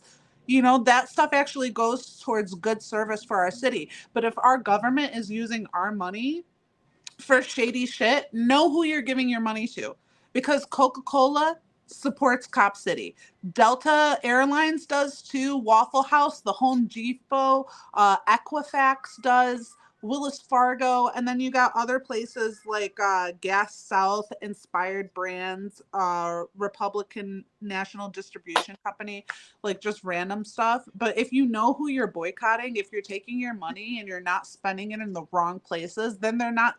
That's just one more way for them to lose. Nina, can I say something? Y'all just be honest. Anywhere we spend our money, it's with them. Don't go to credit. Why do we keep saying this? Like, hold on. Let me give you a perfect example, right? You just said Waffle House. You just named. You're not gonna get every average person. And who knows that? Going there, like, we don't speak in reality. Like, that's cool. He didn't go to the Waffle House, but he went to Target. Target still like, all of these corporations are tied and under the same umbrella and ran by the same entities. Unless we're gonna stop buying from any And we place, just gonna unless go it's off the locally or in the community or a small pop home and shop, we're talking crazy. And And that's how all often I'm do you do saying. that? They got That's why I'm rid of saying, like, knowledge is power. If the money That's is why not, I'm saying, Hey, we gotta go one at a time, y'all. Hold on, So we can get this. Hey, hold on. All right, we can sing together, but we can't talk together. All right, we can sing together, but we can't talk together. Okay. Now, the only thing that I'm saying is this right here. Just hear me out. All right. Now, Maybe you next. We've had a lot of these things in place for a while. I'm not saying off the grid. I'm not saying any. I'm just saying we have to look at all of the options of what's going on in the real terms of right now, not just how it affects me, how it affects a lot of people. You get what I'm saying? That's the difference. Our government don't give a fuck about the collective. They care about their interests and their interests alone, which has nothing to do with us as the people. None of those things are for the people. They never have been, or we wouldn't be sitting here having these type of conversations about how our rights are being taken from us, about how we feel about how we're being treated or discriminated against, or put in certain situations where we're knowing we're not going to win. The outcome was rigged from the beginning. How many times are we going to keep participating in the race when we know there's a head start? We're behind. We're losing. Soon as we start winning, somebody trips us, jumps on the back, holds us down. These are the harsh realities Yep. of what we're facing. Okay. So hold Okay. on, just hear me out. So the only thing that I'm saying, I agree with everybody's perspective on how we should attack this. But the only thing that I say is there's no wrong answers, there's no right answers. What there is solutions. And I'm gonna keep getting back to that. So we could say, hey, okay, I hear what Marcus is saying, but maybe that only works for this part of what we're trying to do in the plan. If that works to the totality of what works best in the plan. It's a piece of the If puzzle. something don't, then we take it out. What does apply, we keep. But we do need to hear everybody's intake so then we have a better perspective of where we should go. Because everybody is going to be affected by whatever we say we're going to do. If tomorrow we say nobody go to work and we got everybody to do it and nobody went to work, okay, how would that affect us in this economy that we still in? Right? Would that stop some of the import and export of some of the goods that we really need? And then where would that come from? So that's what I'm saying. Like when it comes to attacking these problems, these are the questions that we need to be able to have solutions for because they're going to come into play. Where are we getting the fresh water from? Where are we getting the food from? Where are we getting the shelter from? Where are we getting the protection from? Where are we getting the institutions that we need to now protect us and put us in a place where we're aware of our surroundings so we can be prepared to fight back? But if we don't know that we are at war with our government, we can't do nothing. We still trying to get in with the government and fit in with them and party with them and invite them to kick it and saying, hey, when you don't do something, we're going to be at your front door. Like they don't care. They're going to shut the door and keep partying. Write some stuff and come out in the morning and stick it on the door. And ain't going to be nothing you can do about it. And we're going to say it's because we ain't got nobody in the house. We need 2-3 people in the house. You don't own the house. When they want to kick them 2-3 people out the house, what you gonna do about it then? That's why all things got to be in place, right? Everything that you talk about, we have to create our own institutions. And I go back to saying this before. When we, the people, start working together, we build our own. We got our own Marcus. We got our own Ninas. We can start building over here. We don't even need to participate. We can just take what we doing and come right over here. Now you talk about living in reality. Listen, in real life, let them go, Clark. You still how got the townships and all of them other places get like this. Is what I'm saying, exactly what you're saying, exactly what all of these things that we talk about. There are solutions to them. There are different ways that we KB that we may not know about. You get what I'm saying? There are different ways to where you can implement structure and have control over the land that you own but we have to educate ourselves in these areas so that we know that. You get what I'm saying? Because they know this. They know how this works. That's why. That's how they can go in. That's why our system is in place. Hold on. Listen to me. That's why they can go in and get the land for $10 a year because they know the loopholes of what to hit and who to pay off to get it done. We don't know. They giving the same stuff to churches. Hey, hold on. Let Marcus go. Let Marcus you go. You know that, right? That's not like some amazing, like, oh my God, I can't believe they did that. Every city, every municipality, they have this land and they want the land to get developed. They give it to churches, they give it to all kind of people. It's churches right now in every city in America right now that's paying $1 a month to lease the land that was given to them by some municipality or city fit together. You can't. So I'm just saying, like, so when you hear that, to me, it's not like, oh my God, I can't believe it, because that's what they do. They want the land developed. They don't want empty land. Go ahead, KB. So there are organizations already in place for Cop City, and we can reach out to these organizations and say, hey, we just heard about this. Like, how did we just hear about this? We're so sorry that we didn't know about the cause. What can we do to help? What can we say? What message can we spread? Is there a GoFundMe that we can donate to help anybody that might be displaced? The money. You know, like, because a lot of people are going to be moving out of Atlanta now, have no choice but to leave. This may open up a lot of job opportunities for other people, but it's not going to open up job opportunities for the people of Atlanta. Yeah. You know, it's, to me, Cop City is being built on something that they're hiding, and they've been hiding for years. You know, so they've always owned that land. They've always done shady shit there, and they're gonna keep owning that land, and they're gonna build Cop City, and there's nothing we can do about them building it. But what we can do is reach out to the organizers, the people who have protest, you know, ask them what we can do for them.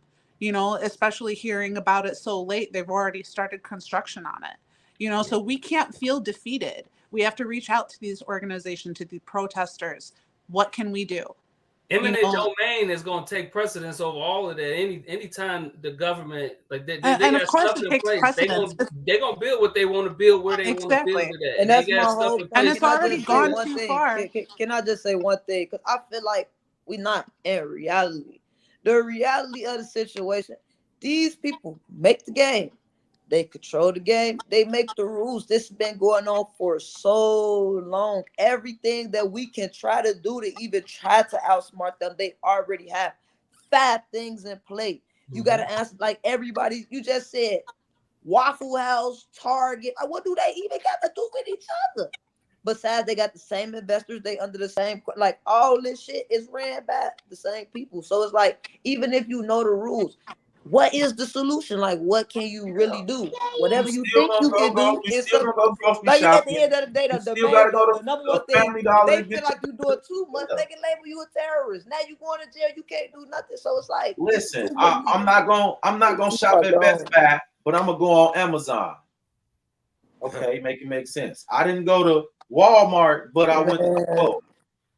At the end of the day, all these people whether it's Dick's Sporting Goods together. It's not a national branded store that you can name that's not tied under the same umbrellas or entities. So that's my whole point. So my whole point, and then that goes all the way from the government to where you buy your tissue to like, it's like you can't unless you just go off the grid. That's why I say the only other because when I go to Punta Cana and I go to the Bahamas, I don't see these type of problems. I don't see these people rely on their government for nothing.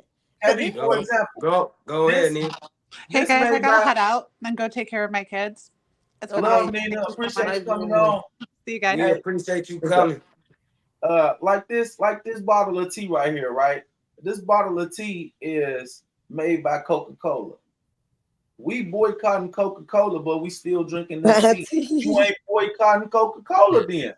I'm drinking lemon pure leaf every day, 2-3 times a day. To boycott Coca-Cola, you gotta know all of the Coca-Cola products.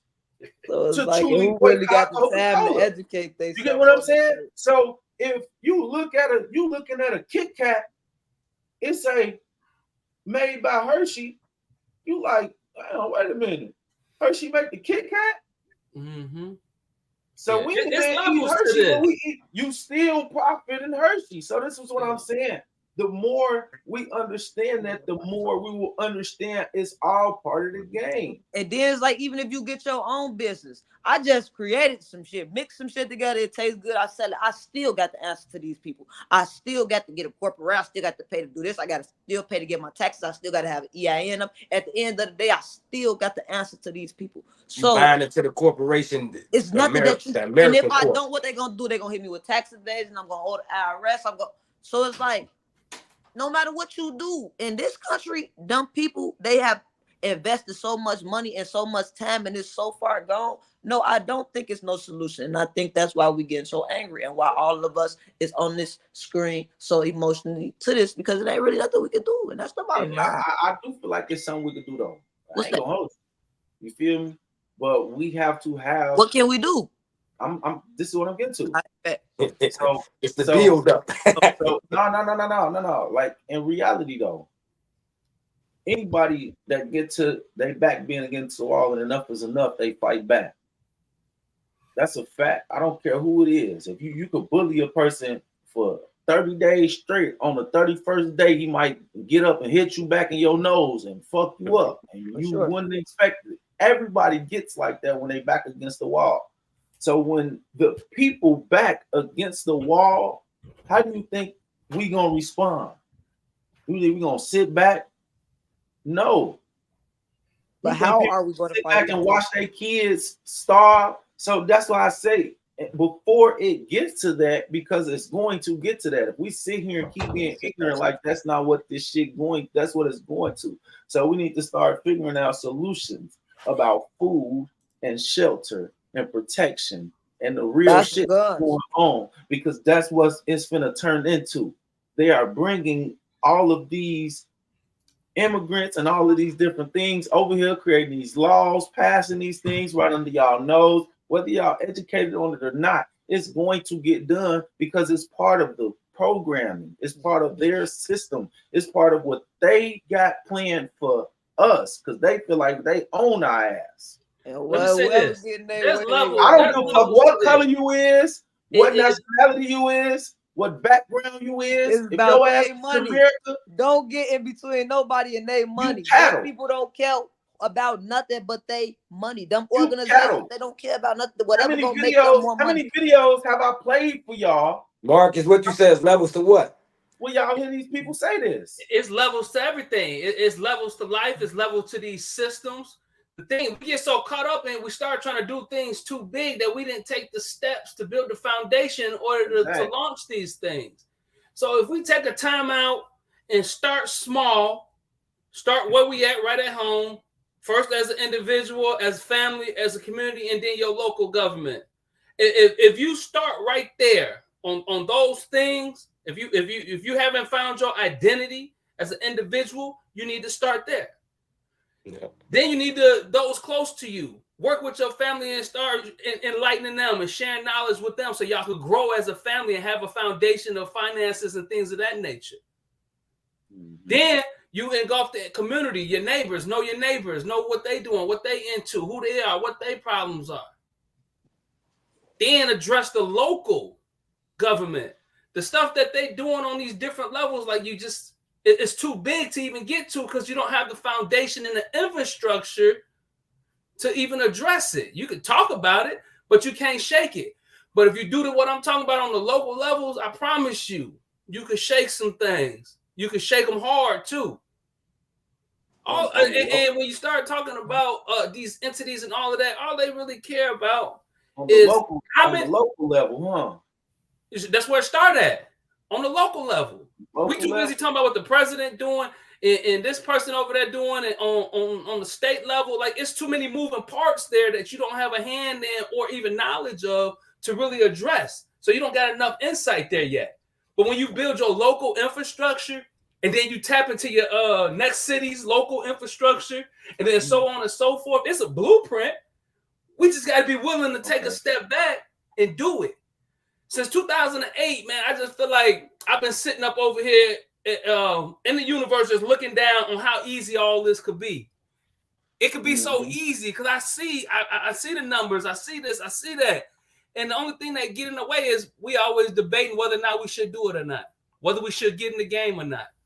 Instead of just getting in the game, do what you do. I do what I do. He do what he do. But we doing it in the same direction for the same purpose, to uplift our people as a whole, where our communities can be stopped, called ghettos in the hood and all of that. Why our community can't just be a regular old neighborhood, middle class neighborhood?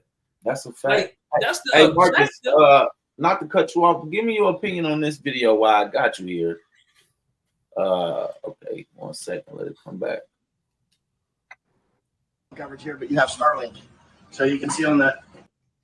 Well, show them because on the phone you're picking up on the Wi-Fi network right now. Yeah, they have Starlink, and so they there we go. Well, so the Chinese migrants are using Starlink. So if you're watching this, Elon Musk, I know that you are outraged all the time about the invasion of America and talking about immigration being a huge threat. Well, these Chinese migrants that are clearly affiliated with the CCP are using Starlink. The sign says we sell Chinese soup. The sign says, welcome, my fellow Chinamen. We have Wi-Fi. And then here are the payments where the Chinese invaders in this Embara village can actually pay with Alipay for Alibaba. And of course, that's affiliated with the CCP. Mind you, we're in the middle of the jungle of Panama, and they have brand new posters on the wall here where people can, well, the Chinese migrants can pay for their services, pay for food at this little stop with Alipay. So it's just further evidence that the CCP is facilitating this invasion. There's no cell phone coverage here, but you. So clearly, this ain't just going on in the United States. It's going on worldwide. It's going on globally. So you talking locally and we talking globally. And that's my whole point of what I'm saying. The little things that we can do in the little community that we stay in is not affecting the government that's affecting this world globally. They are putting people. Let me address some of this video first. You asked my opinion about this video, right? And what they saying. All right, KB. All right, KB. First of all, we got to go back in history, right? Mm-hmm. So Chinese people everywhere, just like black people everywhere, like Mexicans everywhere, like there's been these influxes of all of these different people at different times in this country, depending on what they wanted to use that group of people for. Every ethnicity of people, whether they were Irish, whether they're Italian, whether they're Chinese, Mexican, everybody had their time at being the nigga. Everybody. So all of this right here is a bunch more of that same old propaganda where they attacking Chinese folks. Them white folks is immigrants over there. Just like they, everybody in America right now are immigrants and descendants of immigrants. So everybody get off their high horse to thinking that one person is better than the next because they've been here longer than the previous person. And that's all it is. They demonize the next group of people who start influxing the country because they start making demands on the government and they want higher paying jobs, this, that, and another. And then they turn around and start bringing in, whether it's the Asian or the Mexicans or whoever, and they start paying them lower wages. Now those two groups are at odds with each other. That's the system. That's the way the system plays because it's a capitalist country. They're going to do what they can to make as much money as they can. So that video, man, that's just more that's more hate propaganda to me, man. What's wrong with Chinese folks being in Panama?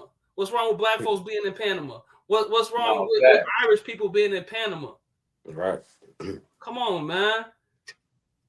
It's a thing on Netflix I've been watching right now. It's called Warrior, and it's really giving you an insight to a lot what was going on with the. It's kind of like a Gang of New York type of movie, but it stays in San Francisco, so you really see what the Chinese immigrants was going through over there while they was warring with the Irish folks.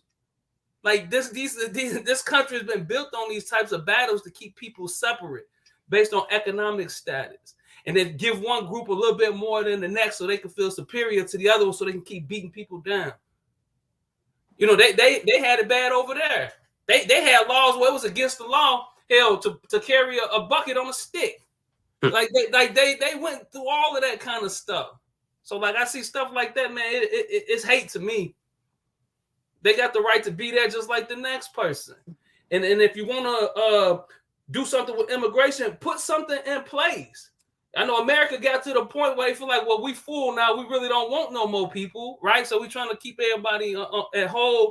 And then you got a government who is built, who's feeling like they're losing their power by being the minority as white folks. So they trying to pause everybody else, and they want to bring more white immigrants in so they can keep their numbers. But that's the system. But that right there, video. A lot of people don't understand. But a lot of people don't understand the system that's put in play. It's a system, and that's what Quan's saying.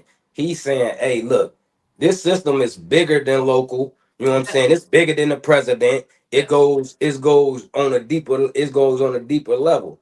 So the thing is, oftentimes we're not even in a position as a community, as a culture, we're not even in a position to run locally. You know what I'm saying? We're not even in a position as Marcus is saying to y'all, hey, you gotta start somewhere. If you start locally, you know what I'm saying? If I start locally, maybe I can reach somebody who's in the next tier. And then once I reach somebody in that next tier, shit, you never know. I can work up and meet somebody in the top tier to create this motherfucking change. But the problem is, don't nobody want to start. Or when we do get in office, we so motherfucking scared, you know what I'm saying? Because we ain't got we be bought. We get in that motherfucker and we get bought. I would just say, I mean, what's the biggest position that you can have in the United States? It's the president. It's presidency, right? We all agree. We all agree is that top position that you can have in the United States is being the president, right? We've had a black president. What did that black president give us? But how does the system work?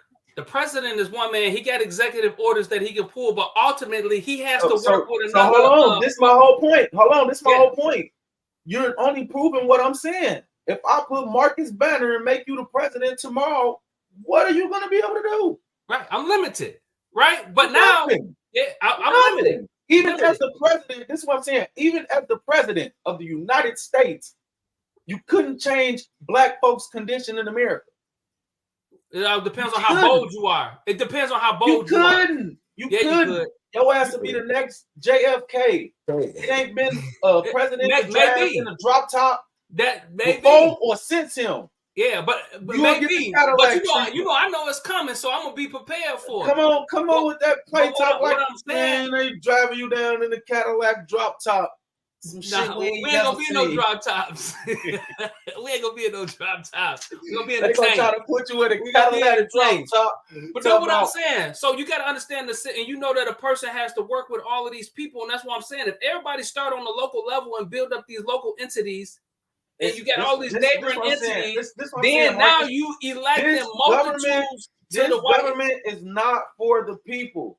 So getting in it ain't gonna help none with the people. Hey, and as long as we don't take ownership, hold on. Listen to me, Marcus. You just admitted out your own mouth, even as the president, it's one person limited, and that you couldn't affect the whole. Because we're not a monarchy, we're a democracy. Listen to me. So that's why the president is limited, so that he's not a king.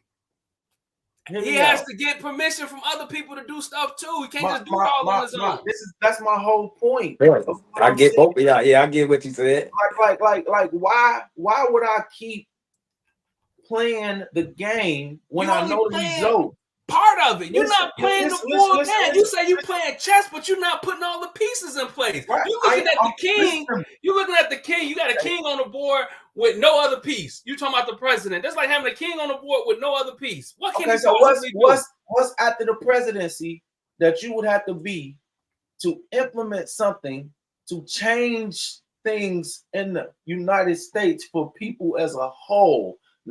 I ain't speaking just for black people. He's saying what the Congress, the Senate, and the Congress. What he's saying is building your way up to make these connections where you can have motherfucking influence over the other motherfuckers. Therefore, now if it's like me and you, Quan, I'm saying, hey, look, nigga, you gonna get that motherfucking job and work when they make the call from over there. These calls don't get made in the United States. The United States is ran by great man. Listen, man. No, Great Britain got nothing to do.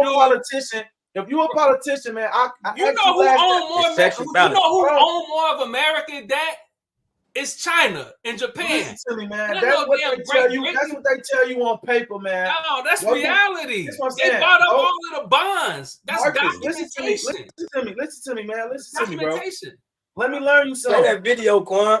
Let me learn you something, bro. Let me learn you something one time. Video ain't reality, man. Let me learn you something. Let me learn you something one time, Mark. Listen, this the truth of the matter, bro. They are not who they say they are.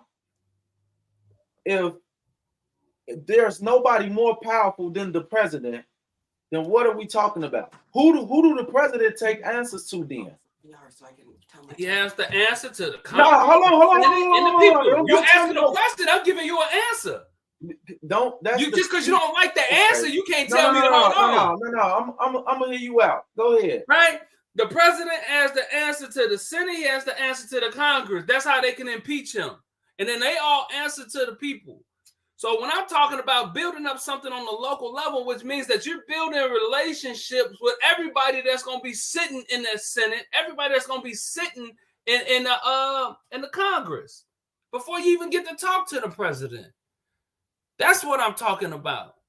Whatever the conspiracy theory is about Great Britain and all of this, man, I'm not going down that rabbit hole. What I'm saying is this: just if you're not going to do your homework on where the government came from, where the U.S. Treasury came from, who owns it. If you think nobody owns these entities, then you're crazy because they're corporations.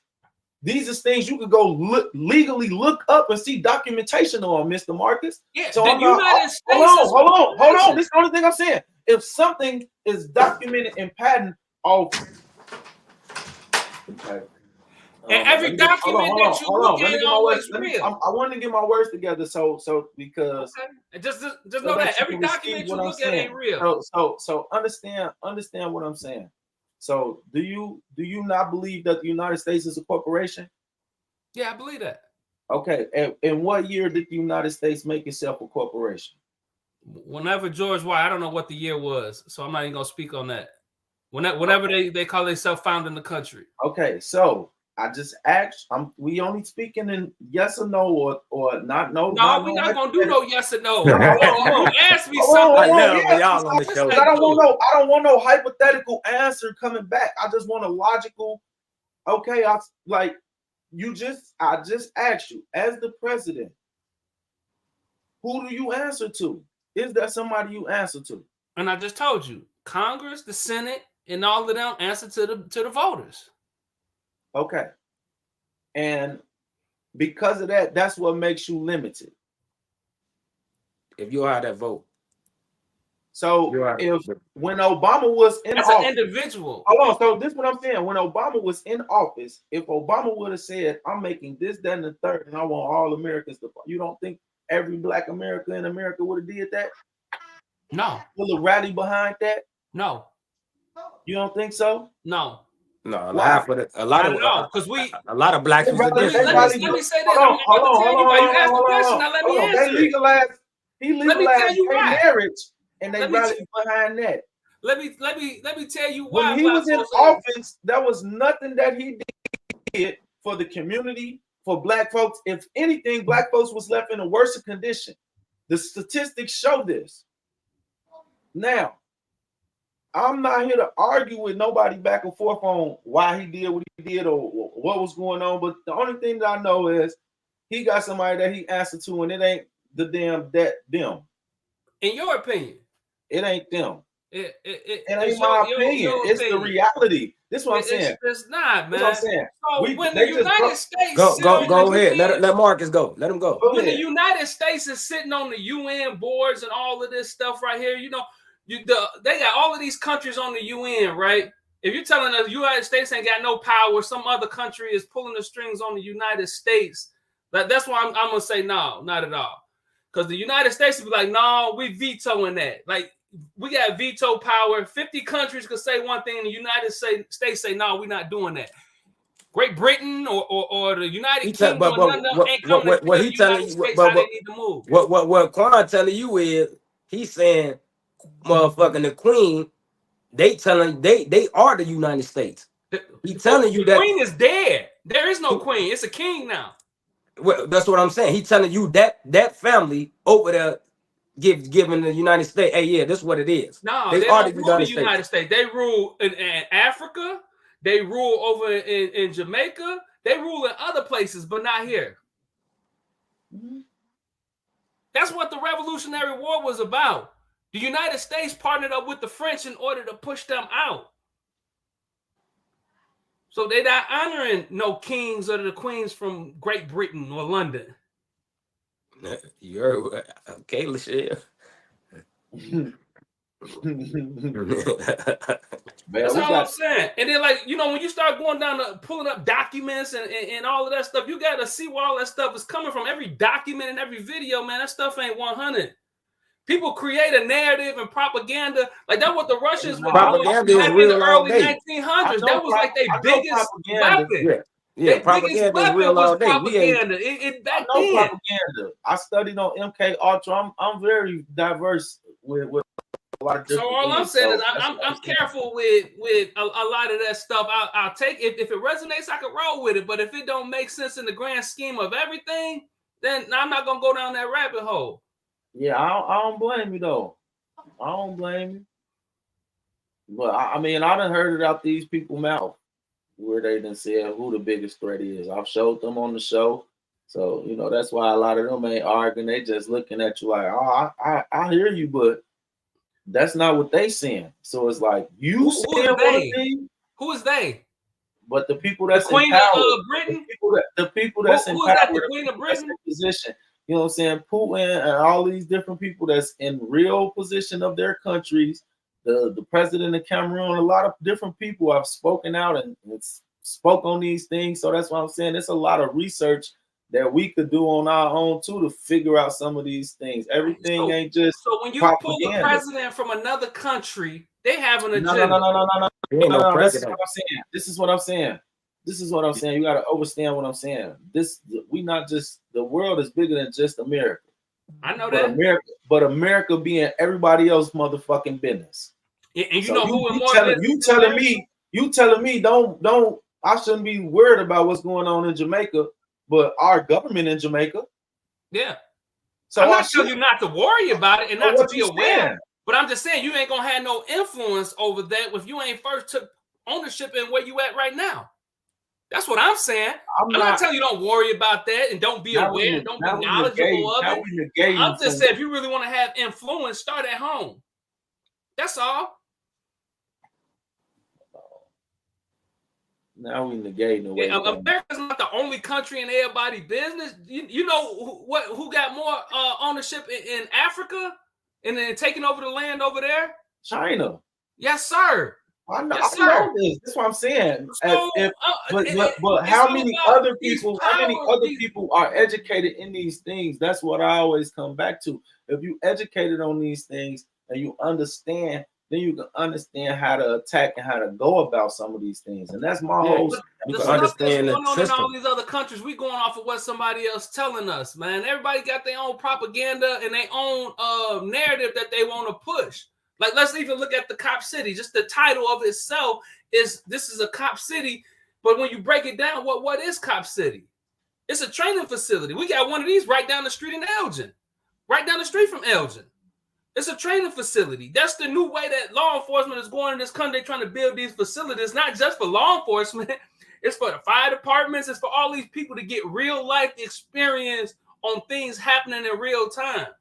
That's what those facilities are for. Now, if they don't want it, I get it. They don't want a facility in their neighborhood, but to say, oh, this is Cop City, like it's some type of a military thing that they finna come in and take over the neighborhoods. I don't believe that. But they did say that if you go to the video, that's what it is. It's a militant. I looked at the video, and it's again who's making the videos and what's their perspective and what's their angle. If they for it, they gonna say one thing. If they against it, they gonna make it look as bad as possible. Yeah, but look all the facts that they did. Where you gonna get some land that for that? I'm gonna share one more video.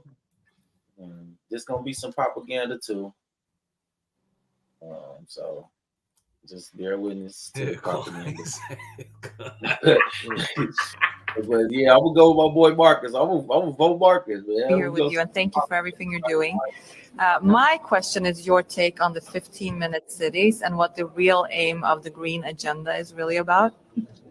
Okay, so first of all, I call it 15-minute ghettos because that's what they are. As I had just said, it's really not about, making our lives easier. It has nothing to do with any of that. It's about getting you under control. It's about possibly locking you up. In Great Britain, they already introduced legislation in a province. They are speaking of climate lockdowns. And the people are being told, we are doing this to make your lives easier, and we have to save the planet. Obviously, we have to save the planet, right? It has nothing to do with that. It is pretty much, taking individual mobility away from people, get them on, bikes or whatever. So, and that is actually what they saw during this COVID madness when they were having these lockdowns. Well, they couldn't really lock people down, right? Yeah. Because they would have had to ensure that people could go grocery shopping. And you don't have grocery stores, within a 15-minute radius kind of thing. So, yeah, they realized that. That's what this whole thing with this 15-minute ghettos is all about. They need to first, you need to make sure that you might have everything you could possibly need. And then there is nothing to stop them from locking you down. What are people going to say? We're going to starve to death? I mean, once again, look to China. This is going to be our future. And once again, not 30, 40, 50 years. Now we're talking now. And the aim of the green agenda, what do you think that's all about? Well, the green agenda is just part of, that overall agenda, which is to erect a totalitarian regime in which people are under complete control. That Actually be here with you, and thank you for everything you're doing.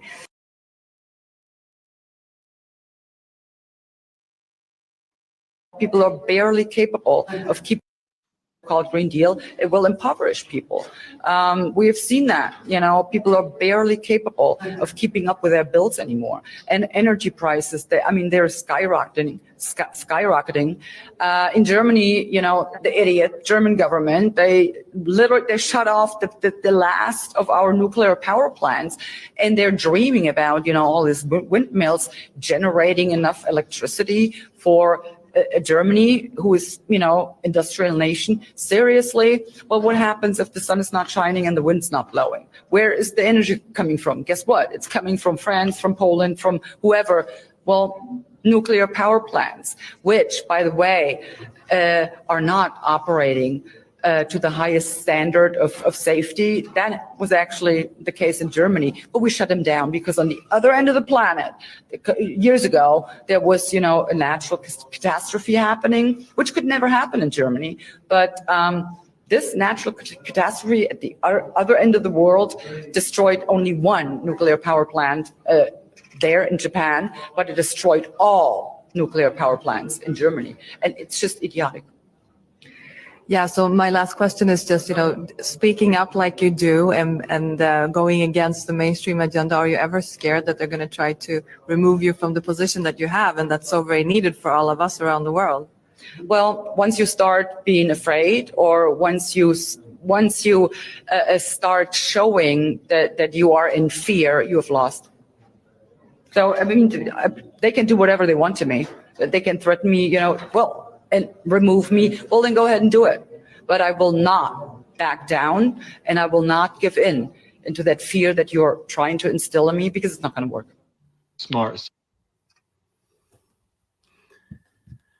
Quan, I'm sorry, man. My nephew just called me. I was on the phone with nephew real quick. DJ just called me, man. So I'm looking like I know he's finna get on my bumper, and I don't even know what they talking about.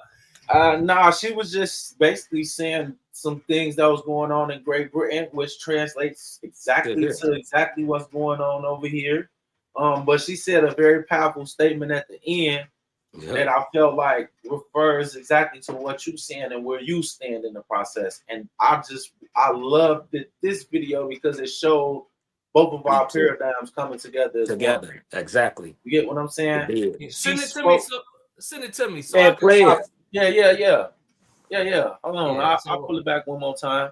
Are you okay? If you'll play it again, my bad, man. No, you all good. You all good. Nephew call. I got to answer, man. No, hold on. I'm gonna pull just the last video up. But she talked about 15-minute smart cities, man, a whole lot of stuff, man. So. Called Green Deal, it will impoverish people. We have seen that, people are barely capable of keeping up with their bills anymore. And energy prices, they're skyrocketing. In Germany, the idiot German government, they shut off the last, and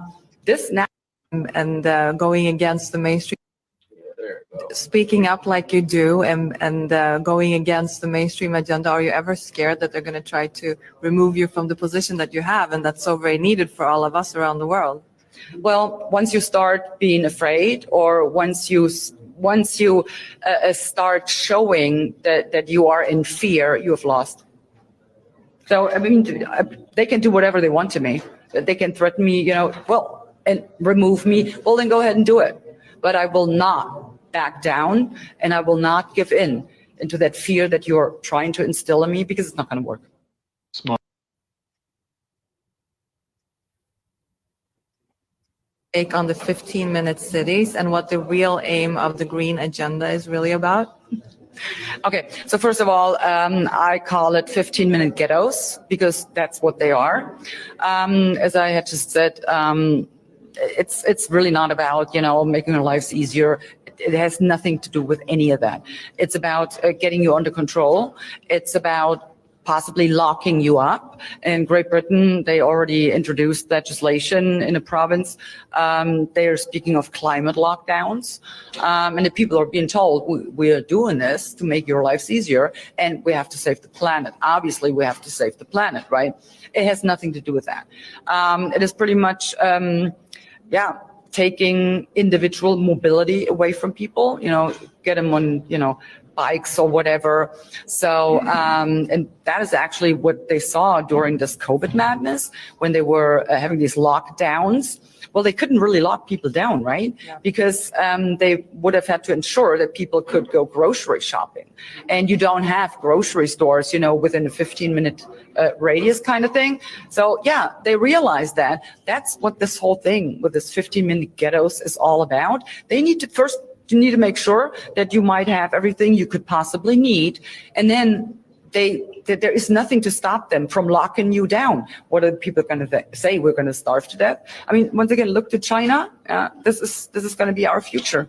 And once again, not 30, 40, 50 years. Now, we're talking now. And the aim of the Green Agenda, what do you think that's all about? Well, the Green Agenda is just part of, that overall agenda, which is to erect a totalitarian regime in which people are under complete control. That actually be here with. So yeah. Yeah, I see the truth in what she's saying. I don't see no lie in it, but it's a matter of like, who's more likely to make that happen. I mean, even like in this country with the, the partnerships that certain, people are making, whether it's with Russia, with they China. have private meetings about us in Israel. What we supposed to do is say about that when they head of states is saying the biggest problem is Black people in the United States. How are we the biggest problem? We ain't even fucking over them. How are we your biggest problem? Like, but we don't talk about this shit. You talking about the biggest problem here or the biggest problem over there? Tree, what the lady say in the video? She said 15-minute ghettos, bro, over here. No, I'm talking about the other video with the lady that was sitting on the panel and was like, Israel's biggest threat is African Americans, yeah. They say that Israel's biggest threat is African American people. Yeah. Swear to God. That sounds crazy as hell. Man, look, I've been so so I don't even see I don't see the basis of that. But now if you hear you talking about America and the propaganda that America portrays when it comes to Black folks and violence and so-called crime and all of these things, then I see that how they push the narrative to say that we the problem in these cities, right? We the ones doing these shootings in broad daylight that they showing, the turf wars or whatever they want to call them. Like, right. So they get ammunition to shoot those shots at us here in America, but I don't know about over in Israel. I don't know nothing about Israel. But see, it's bigger. They saying that because it's a control thing, as she was saying. You feel me? When they it's gonna fund. It's a control thing, and now it funds anything that they have, the agenda that they have. Because I'm not understanding how they tie together. Quan, educate me. How does that? What's the thought process behind even saying that, or how they can? What's the propaganda behind us being their biggest problem? Okay, that's the video right there. Hold on, I'm gonna pull the video up and share it with you. I just had to find what it looked like, but I see it now. I'm gonna find the video real quick and then pull it up. But I got you, brother Marcus. I got you. I'm gonna show you the video and let you hear with your own, see it with your own self. But my reason for mentioning it is because everything is important. You know what I'm saying? To be aware is to be alive. So if we gonna jump into something, like I said before, we should know what we jumping into before we just say, "Hey, I'm gonna jump into that."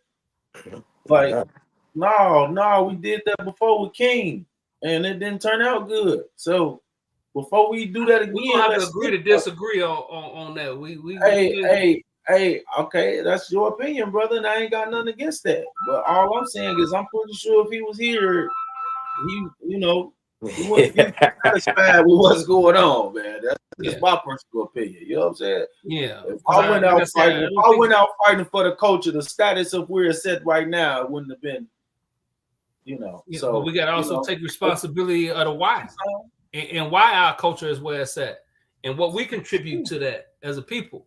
That's true. I mean, our elders was doing fuckery. Yeah, grew with us. You know, like I know, you could probably walk out your door and see some foolery going on right now that fuels all of that. So, I know I can. Well, no, not where I live.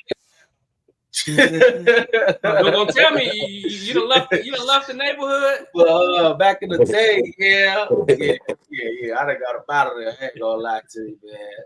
We got this my grass green over here. The neighborhood manicured over here. I ain't gonna. But I don't feel no different. I'm still from 63rd. You feel me? I don't live over there no more, man. It's crazy over there. I ain't gonna hold you. But yeah, let me play this video real quick and get your opinion, brother Mark, on what she got to say here. All right, here we go. It was an Israeli meeting or something behind closed doors, and this woman said the most dangerous thing that she's concerned about is the African American youth in the United States. That's the most dangerous for them. I didn't see the rest of it, but I was just like, why are young African Americans you guys' problem? But I'm assuming that they control the culture. And if you see stuff happening here, you want to emulate it there. Our culture is underparented right now. So there's no one monitoring what you're putting online. And then people across the sea see it and want to emulate it. And now you've got a whole world of people that want to drop it low, spread it wide, bang, bang, shoot them up. That is just the reality. Video of the Israeli government holding a private convention here in the United States. One of the people in attendance at this secret meeting was Judith Varney Shorer. She's a former Israeli consul general who was operating out of Atlanta. She was one of the main people saying that the biggest problem that they had was young black people in the United States. The major problem of Israel is with the young generation of the black community. The problem of Israel is with the young generation of the black community. Some of this shit ain't propaganda, man. No, that's the same thing that we went through here, right? Through the 80s when we first started coming out with the gangster rap, right? Everything and started talking about the stuff that's going on in our inner cities. So it's been glorified, and then now when the suburbs and then in these different countries, they see the swag and they want to be a part of the swag. But then they start trying to emulate the gangster stuff too. So I get it. I get what they saying. They don't make it true, but I mean, I do get it. But then you dealing with countries that are really driven. No, I don't know the angle. I'm not going with the perspective of the people on the podcast. I don't know what they was getting at. My only thing was she said that out of her own mouth. That is a real person that's in politics in Atlanta that you can go Google and look up. This person has a seat, and she's in a private meeting behind closed doors where this gets leaked out to the public. Well, if they in the this is what I'm saying. This is still the enemy that we're fighting. So when we put you in all these, the people that you have to go against that you don't even know about. This is how they feel. But we have to go. We going against. We have to go against ourselves as a whole. How does us getting into bed with that help us? First of all, is by taking ownership in what's ours. I take ownership in my city. I take ownership in my neighborhood. I take ownership that this is my country. I take ownership in that. Now, as far as what they saying, why are they saying it? Let's ask that question. What are we doing, and what is our youth doing? Right? All we gotta do is look at the murder rate, Chicago, Jackson, right? These are the things that they fueling off of. So yeah, somebody's got to demonize us, but we also giving them ammunition to demonize us. So until we, especially us as black men, stand up and get a hold of our youth, ain't nothing wrong with the swag. Have the swag all day. But put them damn guns down and stop killing each other because of some petty argument. So that's the why factor. So can we be mad at them? No, we can't be mad at them for saying what they saying when we haven't addressed it internally. We got work to do internally, man. And that's what I'm saying. There's all these different moving parts. When we start talking and we only talking about one or two, like them just small pieces of it. It's so much more because there's the internal stuff that we need to work on, and then there's the external things where the government get in our way of our growth. But if we don't address both simultaneously, we're gonna be at a standstill because we're giving them ammunition. That's how I feel about that. Like I'm real big on taking ownership in what we do, or even what I've done, because I've contributed to some guys out here being gangster. You know, I've contributed to some guys and leading them down the wrong path where they doing time right now because we done did something we had no business doing. You know, or they felt like they did something that I might have wanted them to do in order to, you know, be on my good graces. You know what I'm saying? So until we take ownership and start trying to reverse that mindset, they're going to keep saying it. And how can we argue with it? You tell me, Quan, how can you argue with what she said? Nah, you can't. No, honestly, my thing is I can because at a certain point, I'm just like, we don't really got no. So how is the young black youth any of their concern? Because they killing people in broad daylight in like downtown areas. Look at about a month or so ago in Chicago, they done jumped out and killed them boys walking home from school. And they shooting, they don't care who is there. That's how they concerned, because they feel like, you know, you're gonna kill some innocent bystander over some petty beef. That's just like if me and you somewhere and I start acting a fool, what business is yours that I'm acting a fool? You just in the same space, you don't even know me, but I'm acting a fool. But then I pick up a pistol and start shooting, and I hit your girl or I hit your daughter. But this, you getting judged by somebody that drops bombs on people. Like, I'm not disputing none of that. I'm not disputing none of that. But we talking about us. I'm saying we not talking about if they who judging us is what they saying. Is it legit though? I'm saying the narrative that they made on the podcast wasn't the narrative that the lady was coming from. That was just their narrative of their perspective of that what they thought maybe she was mentioning it by. But I don't think it has shit to do with the black culture being an influence in fucking Israel. From the beginning of segregation, the poor black man, black youth, whatever, has been demonized as what's wrong with this country, period.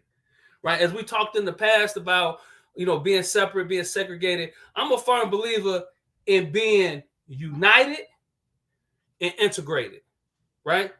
United and integrated. Every other culture does that, whether it's the Irish, the Mexicans, they're united and integrated. What we do when a desegregation happened, first thing we did was segregate ourselves by economic status, then education status, then by our gender.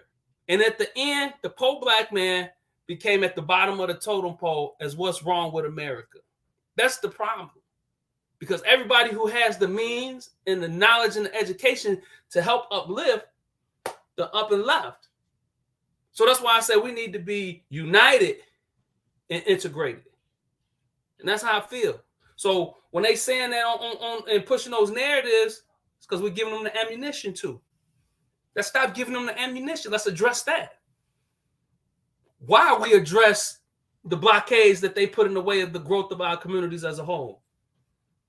I'm gonna go find that interview. I'm gonna go see if I can find the extended version of what was actually said in the room to give it some more context, because I don't think it had nothing to do about the culture influencing another culture or any of that, because they had to allow that to come into their country to influence the kids in the first place.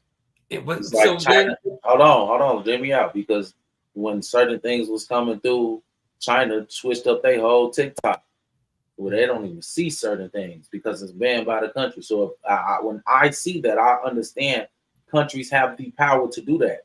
It ain't just China that has the ability to do that. I mean, every country has the ability to do this. and do you agree with that? That's their country. No, but I'm saying, do you think America should censor our content? Yeah, hell yeah. To a certain extent, they already are. But So, if we America would have did what no, China hold on. Let me correct myself before I get too off guard. I don't, but I say I do under the standpoint I would if it was a system that was for the people or that had our intentions at heart. But this one don't. So in this case, hell no. If we let them censor us, it'll be censoring the truth so they can continue to feed us the goofy garbage that they're giving us. So in this point, hell no, we need our freedom of speech. We need to fight for our fucking voice. We need to stand up and use that motherfucker. But it go both ways. So it's up to each individual and every parent to censor their child. Of it. That's the yin yang of it. But I'm just saying a lot of other places care about their people in totality. You get what I'm saying? They like, hey, we ain't giving y'all this ingredient because we know this shit bad and give cancer. That shit banned. So you said that our culture gives cancer? Hell yeah, we don't give a fuck what we feed American people. The FDA approved clone meat. I'm talking about black folks. I'm talking about the black culture. That's what we're talking about right now. And that's what they banning. They not allowing hip hop music or those things into China because they don't want their youth to be influenced by that. So you saying that they like, no, we're not gonna let this poison in here. So then that means that us, our culture. We shouldn't. I spoke on this before when I had my talk radio show, and I spoke on this before, and I said a lot of the conditions are the way that they are our fault, and we have to, like you said earlier, we have to take ownership of that. We was the ones that let drugs come in and separate us. Our women fell for the shit that came with the feminism movement that led them to going. Everybody switched over to Democrat, and then they wanted the aid and the link and the Section 8 and the this and the that.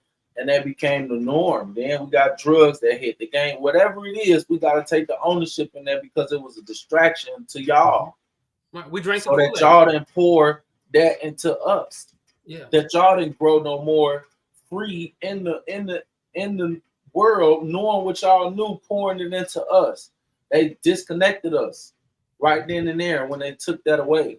And that was a plot that they knew was gonna fuck us. And now this is what we're seeing now is the results of that. Yeah, but now it's done poured into their communities too. So that's why you start seeing them trying to legalize drugs, and drug addiction is a mental health issue now, and it's not.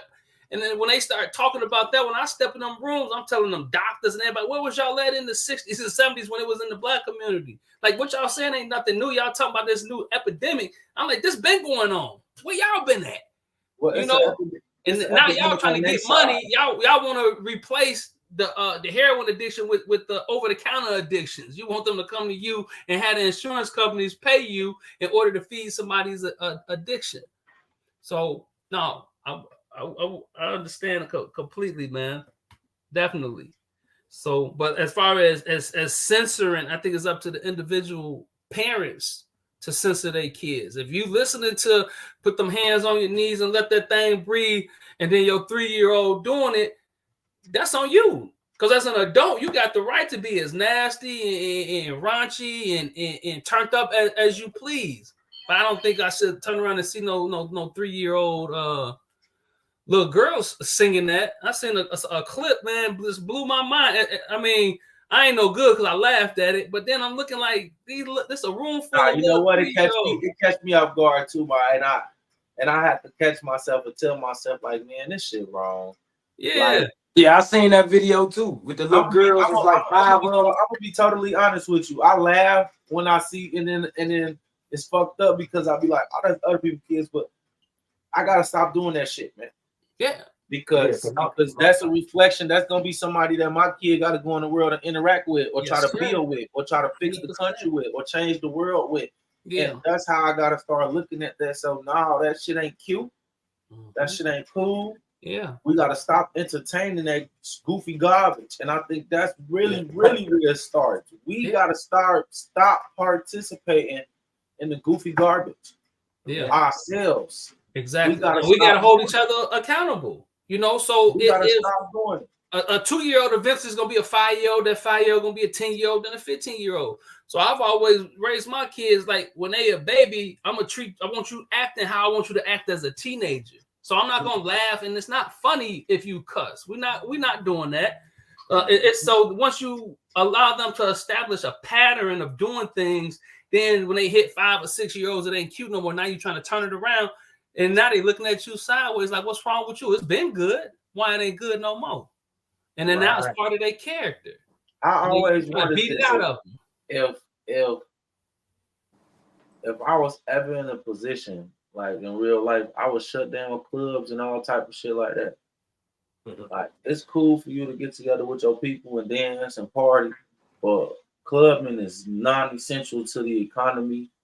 Like it's like anything that's not progressing us as people is goofy garbage. And that's the part that we don't be honest about. Like there's a lot of stuff that we just have to our disposal that's goofy garbage. That's just stuff that's in the way. That's just there. Yeah. It's just distraction. Be entertained. Are you not entertained? Every time I hear that, that's what I think about when I see certain things, because I just be like, this is how they give it to us. So we don't know shit about what's going on in the real world, because there is a whole different world that's going on that we don't know nothing about, that they fight over every day, that we are lost in translation to because we don't pay no attention to it. Yeah. And that's the real reality of it. So it's like, even if we passing these laws and doing this, we have to understand these people have been playing games in countries.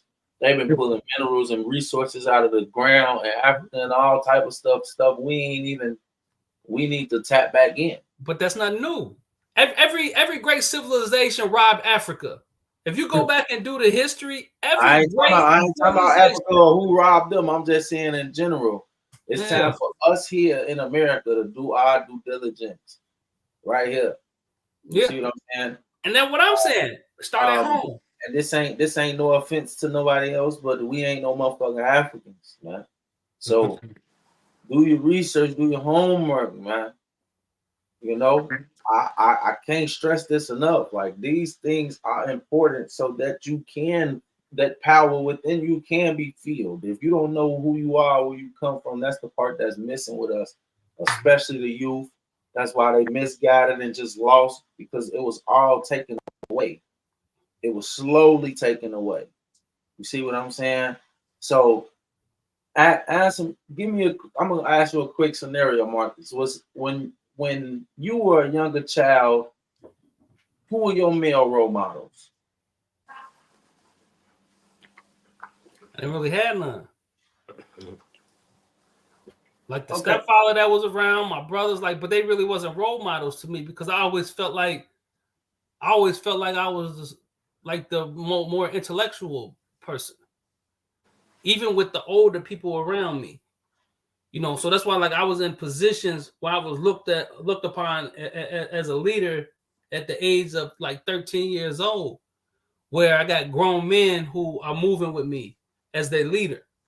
So I really didn't have no role models. I had to figure it out for myself. And you figured that out by yourself. I found my identity, right? So, and like you say, when you start looking and researching and looking at information that's out there, that's all I do. And then see what resonates within my heart. Because if it resonates in my heart, then I know that's for me. And if it doesn't, I just leave it where it's at and I keep moving. So that's why I could take knowledge from the Quran. I could take knowledge from a Bible. I could take knowledge from the Book of Yahweh. I could take knowledge from Buddhism. Like all these different things. I can take a little bit. Yeah, because there's some truth in everything. But I don't have to engulf it totally. Yeah, I say this. I don't never just go with one theory. I question theories. I question the logic. I question the perspective of how we're looking at it. You see what I'm saying? because at the end of the day, it's my perception versus your perception, and we just put layers and layers of words. That's your opinion. It's my opinion. And it's my emotion. Your emotion. Like that's what the English language was to do, to keep us confused on what if we just kept it simple. And then there's layers, right? There's layers to everything. Like, you know, he said we're not Africans, right? So you referring to Akabulan as being the original name of what Africa is now? No, what I'm saying is this land that we sitting on, that's covered, that's been like, it's a lot of hit, but I mean, it's gonna start coming out. So this is the only thing that I can say right here. In the years to come, the truth shall be revealed, and when these things are uncovered, it's gonna be hard for a lot of people to swallow. But the truth is the truth, and the reality of it is we've been lied to since the beginning. Of course, and history was written by the victors of the war.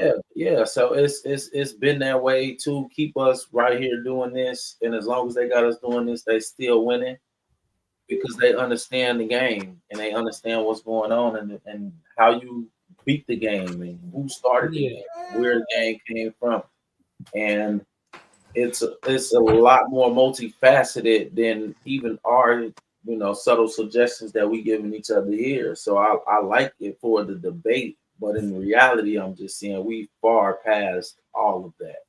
Yeah, as we should be, right? But again, it breaks down to like different visions, different perceptions based on the lives that we live and the circles that we move in, and like just the things that we see. So we can only really speak on, like we say, what we don't grab hold of, what we don't looked at, what we don't seen.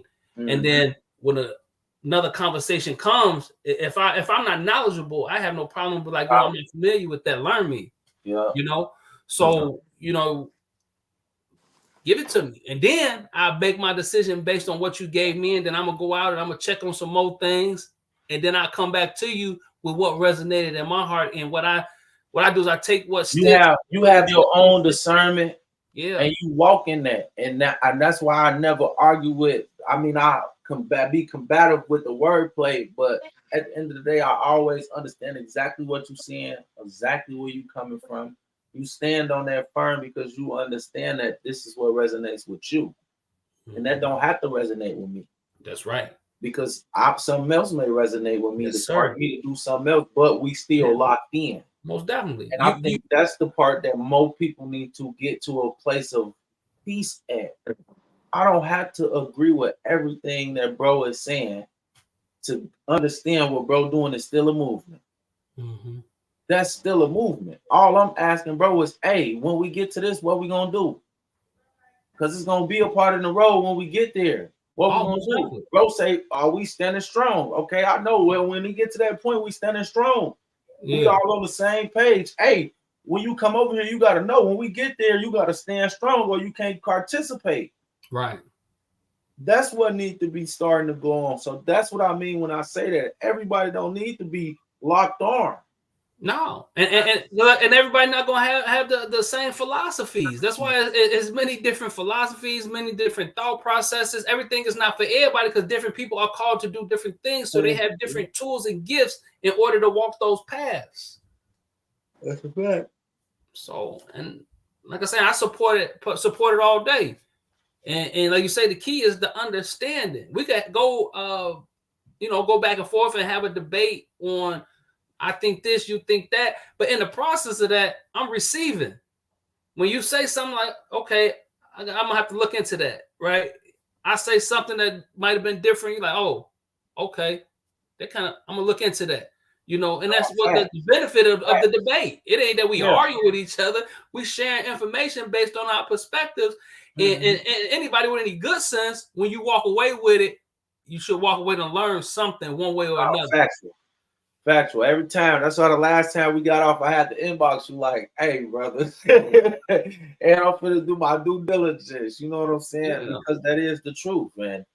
I'm not as experienced as far as in the political side. I have been around that field and have some friends that's worked in the arena, but that's all that is based off. I haven't you know what I'm saying, put on the suit and say, hey man, let me go out and try to get the votes to, you know what I'm saying, to push. But I have did certain work for certain people as far as going out and getting signatures and votes and just doing all type of different things with helping. As far as the door-to-door work and the groundwork that you have to do when you first getting out the gate. I just can't support people who don't have an identity, man. Anybody that you get into office without an identity is dangerous for us, especially if they black. Because they're gonna be like, well, we got this person here for y'all. No, but he's not a representation of the ones that's being hurt. It's the what are you gonna do when nobody's there? Yeah, who are you when nobody's looking? That's what we need to know. Yeah, because they're not gonna come to you when we all around you. They gonna wait till you by yourself and come say, "Hey, Mr. Marcus, you see you've been making a couple power plays there. We don't like that. We want you to cut it out. We got a number for you. Yeah, we got something we want you to, you know, how much they giving you over there? They ain't got that much money. They ain't supporting you that much, right? Here's 1.2. We just want you to put this in play for us. We do that, we'll take care of everything." But see, then if you don't have an identity, go in the room by yourself. Yeah, but when you get an identity, you're gonna stand on who you are, right? They bow out every time. I'm only saying, I mean, them the people we gotta keep up out of here. That's the only thing I'm not saying you going on that type of time, but this is how this operation works. But let's look at it like this here too, right? If somebody was to pay you off to get out the way, let's say they offered you some millions to get out the way. So now you have to think, okay, if I get out of the way from this and I take this, what can I do for my people with this? But then if it's like, if I take this and I run away with it and I go buy me a mansion and I go do all of these things, that's a different type of person. That's what I'm saying. When you have an identity, all of your decisions are based on, in the end, how is this going to be beneficial to my people as a whole? And if somebody makes you an offer that's going to benefit the multitudes, you have to consider it. And to say that you're not considering, I mean, I think it would be foolish not to take a look at it and see how you can make it work for your people. But if you take some money to make it work for yourself, then that's the problem. And that's why I say it's important that every individual, whoever engages in any type of political anything, you should have your own financial foundation. If you got your own financial foundation, your home is taken care of, your mortgage is like you taken care of, your family taken care of. What political you able to stay true to who you are? What political party is helping the people? It all depends on what perspective you're looking for. So this is what I say. I don't claim anything to be in the box, but when I vote, I do vote Democratic on, and this is why, and this is on the state level. And then on the federal level. And this is why I'm a union laborer. And as most people do, you vote what's in your best interest for your financial stability and that of your family. And for me to vote for a Republican, which is going to try to take away the unions. And once they take away the unions, the same job that I do making $50 an hour, now I'm making $20 an hour with no benefits. You see what I'm saying? So when I vote according to those things that are maintaining my financial foundation and my ability to take care of my family. But do I'm like, oh, Democrat? No, I'm not. But with the way that the system is set up, until you do the footwork to create independent, and this is something that me and some people are talking about right now, it take a lot of groundwork to get people on the independent side, where we really not on nobody's side or the other side. We on the side of what's right and what's going to benefit the multitudes. But as you know, like I know, when has an independent ever won a presidency? Never, right? So even when you got somebody like Bernie Sanders, who was an independent, but he ran on a Democratic ticket because he understands that he can't get enough votes as an independent in order to be in that position to try to do some of the work that he's trying to do. So all of that comes to understanding the system, understanding how to try to work and maneuver within the system. And when I say that, I'm not saying it as I'm infiltrating, because it's not about infiltrating. It's about taking ownership. I take ownership in this system that we live in, that we're governed by. And if I don't take ownership and participate, I'll continue to be a victim to it with absolutely no say at all about anything. So that's why the party lines, it matters, because that's just the way the system is right now. And then it's going to take a lot of groundwork to change it to where independent party could actually shake up something and win it. Now, it's been done on the local levels and even on the state levels, but on the federal, and that's only in some places, but on the federal level, not at all. They don't even make more than 5% to even get into the debates. So, but I really can care less about the parties. I look at the work, and then, like I say, the benefit to the working man like myself, or the benefit to the multitudes as a whole. Who gonna hurt me more if they're in office?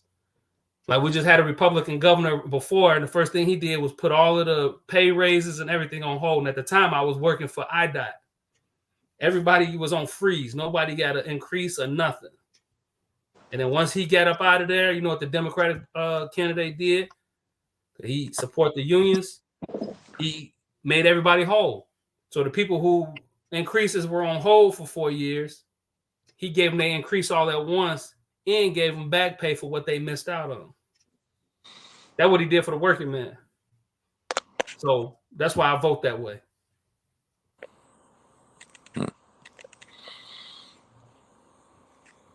I'm a Republican. You said what? I'm a Republican, man. I'll vote Republican, man. So. And how does that benefit you? We don't got no beef though. No, I'm asking, how does it benefit you as an individual? I mean, I'm an entrepreneur, so am I. Of course, it benefits me in there, right? I got all the tax write-offs and all of the goofy garbage that they got. Yeah. So let me tell you this: vote Republican. Let me tell you this: the last time Donald Trump, I'm trying to keep my money.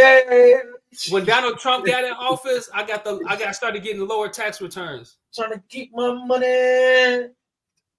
I got lower tax returns than I had in previous years. Yeah, that's because we're in the lower tax bracket right now. But the tax brackets I'm going to, no, it's not because my tax bracket has been consistent across the board over the years. I used to get that more before Trump made the changes that he made. I fuck with Trump though. I took the little bread Trump gave motherfuckers too. You feel me? Yeah, but everybody do that, and all they did is giving you your own money. Yeah, I know that. You know you file your taxes. They deducted that. So Trump ain't gave you nothing. That's your money. Yeah, technically, but he just made sure we got it earlier. Now you do understand. So this is a conversation I was having back in 2016 with people who were Bernie or bust, right? And I was telling them at that time, this is not the time to really push that because it's not going to win. And what was going on at the time is they was getting ready to stack the Supreme Courts on the state level and then on the federal level. And you see what we at now with that after Trump got in office. And the same thing that you're talking about, these other countries being able to do all of these things. If you ain't careful, Trump with that. And he okay with being in cahoots and working with Putin and turning America into what Russia or China is. So people better be careful what they ask for. Yeah, they better. Because technically right now they could put together some legislation that make us all slaves again and run it through the Supreme Court and it'll be the law of the land. They doing it with the Venezuelans now. So you better be careful. Whatever it's already in place, and this is the thing that I'm trying to wake up. These FEMA camps been built. These artillery hold down all this shit. This propaganda that they showing y'all about Hunger Games and all this shit. All this shit y'all think is propaganda and is fake and conspiracy. It's not, bro. They have islands where they do this shit in real life. Yeah. And the person that's gonna do it is Trump. You know what I'm saying? It's gonna make it a reality. You gotta understand, man. We dealing with people that's not of the people because they don't have the problems of the people. We dealing with people who live life where they could go wherever they want, do whatever they want. They have the most money in the world. They have no cares in the world. Now, how does that person that's seen all of the world, been to every monument, been to every country, scuba dive, been in a submarine, flew on a spaceship to the moon and came back? What do he do next? He play games with the people. Okay, then. So that's It's all I'm entertainment. saying. These are the people that we dealing with. We can't even think how they think because we still worried about how we gonna pay bills and how we gonna feel a little pook or That's how what we gonna Nina said. get back and forth to this or do that or get granny over here to get to this and this person got dialysis and that person needs they better. Yeah, you gotta get. So 100%. it's 24-hour constant moving and engaging to where you're not even seeing what's really going on. And you got to understand these people wake up and go to Africa and eat breakfast and fly to New York and have a good time and then be in Vegas at night. Right. Then go back home to their wife. This is the life they live. Ain't no lie in that. So I want to ask this question, right? I want to ask this question. Wealthy Rising, first off. Wealthy Rising, girl. Wealthy I Rising. want to ask this, right? So how do we determine what's good for the people when it comes to us going out voting to put these people into play? Because we do have politicians that play that good role all the way until they get into office. So you done tricked us. Yeah. So how do we see past the politics before we vote for them? No, okay. This one thing I do want to say that we keep in mind. Right? It is not that they just swoop out on us. Like even though in Marcus' heart of hearts, this is what he want to do for the people. But if they get bro by himself and say, "Listen, if you don't do this, we're gonna take your wife through, your kids through. We're gonna bankrupt you, and you're gonna be homeless before it's all said and done." That hit different. They didn't already tried it. That's why I got multiple strands of income. That hit different. That's why I got multiple strands of income. No, I'm not speaking on you. You did just speak on me. I know. I'm saying though, but you don't gotta speak on yourself. You know, I know how you coming. But I was just using your name as an example, not you personally, but you know what I'm saying. Like if that is the case, that's what be happening too. You know what I'm saying? So we can't be ignorant to that part of it. You get what I'm saying? When these entities and corporations have billions and trillions of dollars behind something that your signature may be the difference in between, and you think they're gonna let you be the one to stop that? We can't be ignorant to that. Hell no. That's why a lot of people pop up missing because you fucking with the money. You can't fuck with the money, man. It's $1 trillion industry, man. If you fuck a day up of this, it's gonna set us the fuck back. Yeah, that's why you figure out how to maneuver within that system and still stay true to who you are. Like I talk and I'll do what I can and I'll compromise where I can, so long as it doesn't go against my core belief system of who I am. Like that's part of anything. You can't always get 100% of what you want and how you want it. So as you begin to talk and negotiate with people and get them to understand where you're going and what you need for your people, and then I'm not going to bend on this, right? I could take a step back on this right here for right now, but this is what I need for my people. And this ain't going away though. We got right now. I take this direction we need to go in, and that's why I bring up all of the stuff that I bring up. What direction are we going in with the moves that we making? If we are setting people up in the institution, okay, what is the end goal of us doing that? Putting people in our neighborhoods stop being the ghettos. That's what my objective is. My personal objective is to see our people grow as a whole, where we can be on a level playing field as a whole, not just a few of us here, a few of us there, but as a whole. And our neighborhoods are no longer considered ghettos. That's my personal vision, my personal objective, and why I moved the way that I move. Okay. What you was gonna say, Gov? I'm sorry. It's all right. I got about 5 minutes and I gotta get out. I'm missing something, man. I'm missing. Ask the question. You did. Quan, you gave me the, you know, what they do when we get them in. This is what they do to turn them. And I guess basically they don't have no other choice but to turn unless they want their families and et cetera to go through the hardship. So now the question is, so what the fuck do we do?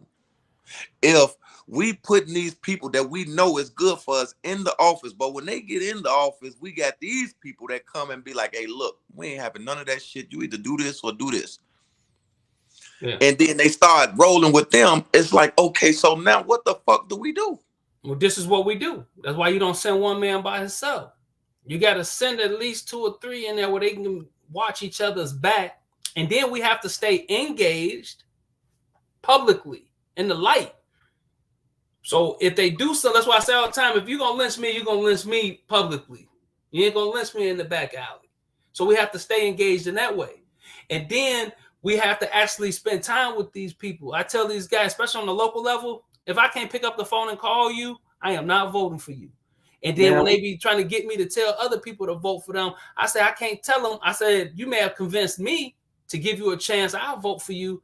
But until I see what you do when you get there, I'm not going to tell nobody to vote for you, because once I do that, you know, your failures are my failures. What you don't do reflects on me, because they looking at me like, man, Marcus, you know, you told us this dude was good. So I'm going to see what you're going to do. Then after you've been in there, then I could support you publicly on the next time. Yeah, but then when you switch up, office, I got no problem with going back and doing the work. This is what we fall short at, is when they turn on us, we don't have the energy to go back and talk to all of the same people that we talk to support them, to get them to unsupport them. And see, I'm going to do that. I don't mind doing the work. You change up, then I'm going to make it known to the public that this dude changed up. They watching us to a very quick T. They know a lot about us. A lot of shit we don't even know about our damn self. Like, they watches us. So if you get to getting a good following, they're gonna know. Oh, you got a little following behind him. Ooh, out the bat. If you're following tight, just know they sending a James Bond niggas now. Like, you gotta know that they have this shit. I do the research. I know. Yeah, but if you are who you say you are, and you stay in the light, you really don't gotta worry about it. Listen. And that's what I'm saying. Like, it's the same shit with Bob Marley, everybody else, and these are scare tactics. I'm not saying that we should be scared in no way, shape, or form. All I'm saying is, since if we're on the topic, we gotta bring up all aspects of what we speaking on. When we put these people in power, the 2, 3 of y'all, the 4 of y'all, the 5 of y'all, 6 of y'all, however many, there are a lot. This is what I'm saying. There are some that's in power right now. We just ain't heard of them, or just they aren't on a. There isn't a vessel that we have to put them on a public platform so that we see them being real advocates. So I'm not gonna get up here and sit here and say it like there aren't people like you out here fighting for us. Yeah. But what I'm saying is, there's no place where your voice is big enough to make an impact to where it helps, other than right where you're at immediately. What we need is something that helps the collective overall immediately, not in 10 years, not because in 10 years we're gonna be slaves to robots in reality. That's what I'm saying, dude. Getting infiltrating into the government and putting people in position ain't it. We just had a black president. You just told me that being the president, you still answer to somebody. Who was that somebody that you answering to then? That's my question. And I answered that. Because there is somebody that you answer to, and it wasn't that Senate or the people. It's the Senate, it's the Congress, and it's the voters. Here's the point in it right here. The system been rigged, been what it is, been what it's gonna be. That ain't how we born into that. That's something that we don't got nothing to do with. Now, I'm not here to argue that this is what they saying. We created this for the purpose of this, with the intention of this, and this through this corporate. Now, I don't make this shit up. This is what they saying. So all I'm telling you, if you don't know of Black Rock, but now we a part of it. You born into it. It's yours too. This your government. This your system. It is. Yeah. So that's my point in saying what I'm saying. I figure out ways to combat what I'm in. I look for solutions on way out of what I'm in. So how do you get out of being a part of the American system? So you go, if you own a house? Yeah, but this so you're gonna pay your mortgage, you're gonna pay your taxes. I'm gonna say this. How do you get out of it in real life? We can only get out of it with all of the people. Can't no one person just walk away and start a movement. This has to be a we Progressive. all understand movement. Right. So where do you start? We already did. That's what I'm saying. So we started and had the conversations. And the more people that we can spread that love to, that we can spread that energy to, that knowledge to. Marcus, I want to go back to something that you said earlier, is that I feel is very, very, very important. Never box yourself in. Mm-hmm. Never box yourself in. I'm not Republican or Democrat. I just was talking shit. Honestly, to be honest, I'm not either side. If anyone, I will be independent. I want to see the independent vote really get through there. You get what I'm saying? But so I have seen times. Not because this is what I'm saying is there's been times throughout history where these things have happened. Like we've had many black presidents. Barack Obama wasn't the first black president. So there was a black president before George Washington, but not how many people really know these things? How many people I know really that for sure. Understand and understand the realities of what we're really facing and what we're talking about, we're going up against. If we don't fully know what, that's just like us saying, "Oh, we finna go fight the robots," but we don't know the first thing, how to destroy them, how to take them down, how they work, how they operate, what systems they use, what techniques they use. We don't know nothing. We just saying we finna defeat them. That's not intelligence. That's how you get conquered. That is true. Art of War tells you this. That is so true. What I'm saying is we have to understand the enemy in and out. They are not our friend. They are our enemy. So it ain't just looking at one. No, we have to look at all aspects, because guess what? They're killing us from all aspects, whether it's through the food, whether it's through the technology, through the water, through the diseases that's being put out, through the chemtrails that's put in the air. We could go on and on and on and on. So you could say that the system is our enemy, but there's individuals within that system who are not our enemies. And I'm not talking about just black people. And that part I do agree on. So right. That's why I always be open-minded to that as well. But my problem comes in where y'all can't really fully link and operate. And if y'all were, they would shut it down. Even if we rally behind y'all. You get what I'm saying? So what do we do with that? What do we do with that? I don't want a Marcus Banner to be sacrificed in vain. To me, that's ignorant. That's ignorant on us. When we could have used you to do something else that could have really benefited us, not you fighting for something and dying for something that we don't even fucking get to. So that makes no purpose. There's those benefits, and there's, like you say, look at what they already doing. So let's look at Trump, for instance, right? So his first term, he learned a lot, right? He tried some things that didn't work. So now they're going to revamp that playbook, and they're going to try to do some things on the back end. But the important piece of that is having all of the right pieces in all of the right places. And, you know, they've been trying to stick people here, and here.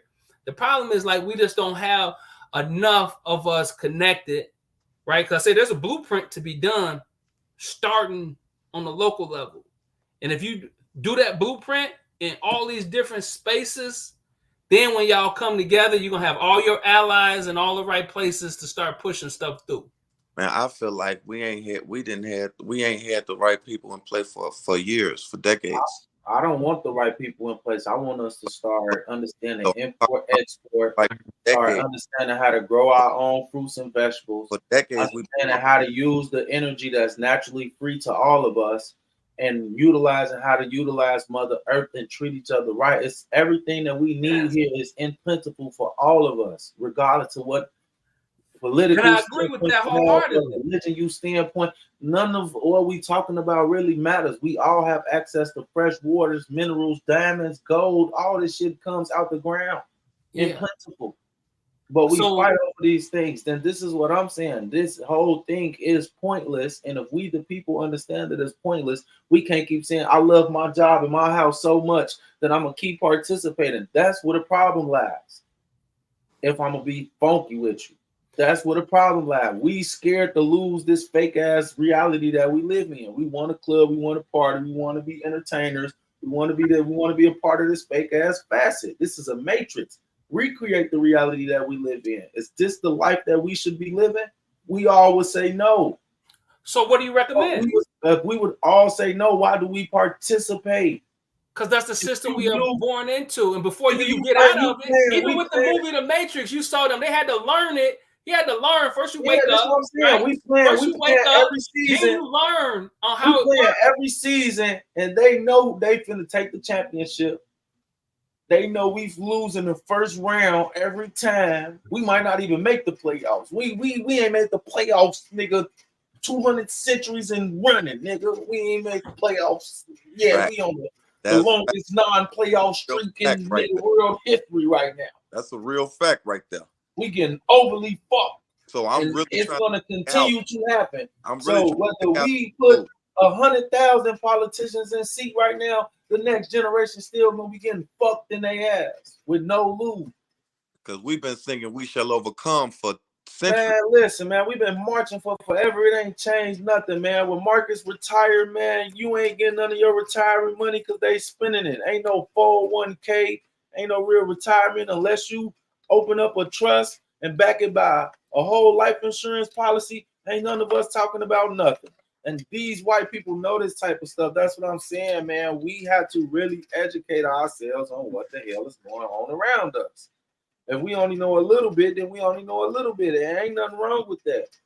And somebody may have an opinion on something else and he know a little bit. Now we take that and we take that into consideration. Well, did what he say resonate? Well, what we need to go? What I'm saying is, as a people, we look at this world as what it is and we understand it's fucked up. And that's what it is. It's fucked up. We have no compassion for the next person. It's all about what I could do for self or what I could do for me and those that surround me that I'm responsible for. Mm-hmm. And that's all it boils down to. When it comes down to the survival tactic, that's what takes over. So regardless of everything that we talked about on this platform, Marcus just said it earlier, I'm gonna vote Democrat because I get to keep my $50 and my benefits. That's just what it is. As a man, you want to take care of your kids and your responsibility. So if it boils down to where that's the only thing, then that's what it comes down to. That's why niggas got the jab when they knew they shouldn't have got the goddamn jab. But they still took the jab because they looked at it like, well, my kids gotta eat. I don't want to be, you know what I mean? So facts. This is the reality of what we have that's going on. So it's how do you combat those things? It's what I was just saying before. We have to figure out import, export, how to grow our own crops, how to create our own shelter, clothes, all of these things. Come on, man, we create clothes all the time. You know what I'm saying? Appreciate you tuning in from the Philippines. Much love, much love. Yeah, definitely appreciate you tuning in. We create clothes all the time. You know what I'm saying? We create all of these things all the time. So what's wrong with us stepping to the side and saying we ain't gonna participate no more? We're gonna create our own thing. Mm-hmm. If y'all want that type of society, y'all can have it. Just have it over there. We finna create our own right here. Even if we go and buy the land and purchase it legally, this our land. I'm not saying let's just go and poach on somebody's shit. I'm saying no, let's take everything we got right now, go put it into some land and start developing it ourselves. We don't need nothing from them, man. All of it's all around us. We paying them for metal, like metal don't. It ain't a source where it come out of. Like it's a scarcity of it. Like it's a scarcity of wood. Like it's a scarcity of nails. It's not. It's not. You don't know how to build nothing. You ain't been watching DUI. We so cold with wood now. So, So is it really? You know what I'm saying? Come on now. So this is what I mean when I say that it hit a lot deeper and it hit a lot harder because our government nigga fucks with the whole world, not just us in America. They terrorize the whole goddamn world. The whole world. How do we stop our government from terrorizing the whole world? The fuck, that's what my conversation is at, because it's other brothers and sisters that's in worse conditions than us that they terrorize. Right. And we don't give a flying fuck about them. They don't even got clean drinking water. We ain't said shit about it. We got motherfuckers up the street in Flint that can't get like we throw away enough food to feed a country. It only costs 100,000 to feed 1 million people. Did you know that? Now you do the math. It only costs that much to feed the world in real dollars. I can't make this shit up, man. You muted my Marcus. Gotta start at home, build the infrastructure to start trying to take on world problems and what's going on in other cities, other states, other countries. If you ain't took care of home first, then you can't do nothing for nobody nowhere. Okay. That's all I'm saying. Yeah, I understand exactly what you're saying, where it starts. But what I'm saying is the vision needs to be about the collective. When we talk about what's the end goal is the collective being on the same page and one accord. We all under tyranny. We all under tyranny. Not just us here in America. So that's what the big picture needs to be. So even if it started with self and started locally, when they start into that, what are they getting into once they come out? This is what they need to be getting into. We need to have something that's already in place for them to follow into so that they can follow through. But you got to build that. You got to build into that. It's nothing in place. So you talking about building from the ground up, and the vision. Let's listen to me. Every building, everything that's here started in the mind first. Yes. So everything that you talking about started in the mind first. That's right. And then you turn it into reality. You manifest it into reality, right? That's what I'm manifesting. Us creating. But you have to build. Yeah, you have to build the infrastructure for that with the multitudes before you can get on the world level. That's what I'm saying. Why am I worried about the building when we are builders? We are the creators. What I'm worried about is the collective being on the same page of peace and unity and understanding and equality, so we can have some real humanity out here, because we don't have any. And we can sit here and debate whether we do it, whether we don't, but we really don't. We're not free, even though we can get up and get in our car and drive to where we want to. That don't make us free. We ain't free. So yes, it starts with self as far as how you want to perceive the world and your perception of what you want to do and finding yourself. I agree with you. I'm not arguing that. But what I'm saying is the picture of everybody should be the betterment of everybody in the world. I agree with that.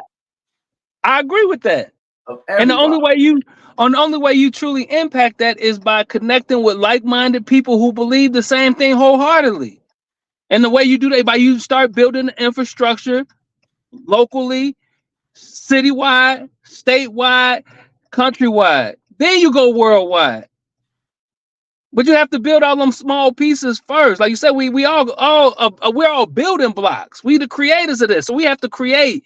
You have to create in your city. I have to create in my city, and so on and so forth. And now we create in our state. Then we go and connect with the other people in the other states and the other cities. And then now you're doing it on the countrywide level. Then once you're on the countrywide level, then you can go to the worldwide. You can't just jump straight to worldwide.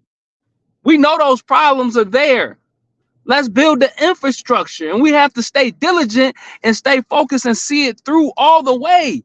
We might just be laying the groundwork today. It's going to be our ancestors or our descendants who turn around and actually be able to do the work that we're talking about. It won't be me and you. So that's what we got to understand. Can this live go viral tomorrow? It could. Then there it go right there. What we saying? It could. It could go viral tomorrow, and 1 million people could see exactly what we're saying and receive exactly what. But if we're not all connected and we're all still moving as individuals in different spaces, then we still haven't achieved what we need. So if 1 million people see this and we can pick up and connect with those 1 million people, then now we are a collective. Now we are the multitudes. We're in communication with one another, moving together. That's what needs to happen, not just for them to see the video, Because the million people that see it may not be around another 1 or 2 people that's gonna help them fulfill the vision. Got you. So if it's a million of us right now, but we all in different spaces and not connected, then what good is it? But if we can communicate, whether it's through phone lines, through internet or whatever, now we got something. Now we have an infrastructure. And now we got a million people working in a million different spaces, and each one reach and grab another one. Now we got 2 million, and then so on and so forth. So forth. Yeah, I agree with you. I just like when you layer it out there for them so they know too. But I do understand. I never disagree with that. I do understand that there needs to be infrastructure built in order to get to that. You get what I'm saying? So I do agree with what you're saying. There is steps that need to be taken and parts that need to be played by individuals for us to, as a collective, be able to sustain. So if it was a million of us and we each had $100, like we got $100 million now. So what you talking about going to buy 100 acres or 200 acres somewhere and start building our own city? Like, this is my ultimate vision before I die, is I want to develop my own small city. That's what I'm striving to do. But you could do that with the connection of the people. So if it's a million of us, we all got $100. Now we got $100 million. Now we go buy 200 acres and we begin to build our own water, fresh water sources and power sources and all of the things that you're talking about. But until we connect and we're all talking and communicating together and building that infrastructure to do that, we just talking. And that's why I'm a firm believer. I believe all of these things are possible. We just got to get out of our own way, man. We got to get out of our own way. Yeah, that is true. But hey, I appreciate all y'all tuning in with us today, man. You feel me? Appreciate you, Marcus, for topping back in with us, man. Shout out KB Nene Stu for stopping through and Nina for coming on. You know that. Telling us about Cop City, man. If y'all ain't checked that out, y'all go back to the beginning of the show, man. There was definitely some crazy stuff to watch and witness. But at the end of the day, this is our reality here in America. And to be aware is to be alive is what I was always told. So, go do the research, go do your due diligence. There's things that's happening, perhaps some of this might even be happening in our own city. But do your own research, you know what I'm saying? And understand that these things are going on around you and you do have rights and power behind it. And we need to start figuring that out. So, the more of us that do the research, when we come together, there can be a like-mindedness where the arguing stops because we understand, hey, okay, I might not understand, but we might have to do it that way. That ain't my way of usually doing it, but I understand that that's best for the collective. 100%. And at the end of the day, we have power in our vote, in our word, in what we do. So utilize it. You know what I'm saying? And as always, man, long live Head Up. You already know that. Yeah. Head Up ENT, man. Y'all already know, man. We appreciate, the one fitness center, one community, to come through, to bless us again. We appreciate Nina coming through on the show, Gov, always, So y'all tune in Friday, man. Friday, we're gonna have another dope show, We're gonna bring dope artists on and we're gonna chop it up like we always do. Yeah, we turning up Friday, man. My bad, now I'll be on time next time. I'll be on time. I got you. I don't need you inboxing me talking shit. Nah, man. Gov get them donuts, man. Y'all leave Gov alone, man. I told Gov, if you need to take your rest, Gov, you take and your y'all rest. get ready, Joe. We put this together. We gonna put this together, Joe. That round table talk, Joe. With Marcus Banner and the Wealthy Riser show is coming soon. Oh yeah, the live sure. audience is coming. Y'all stay tuned. All right, much love, Kings. I salute y'all. Keep doing what y'all doing, man. And I appreciate the honor of having me on your show, man. Appreciate you. Coming on, man. See y'all Friday. Watch y'all Friday. Hey. Hey, hey. Just left from the Bay. Plug told me the price of the boat like they getting it away. And you know me, I took a flight.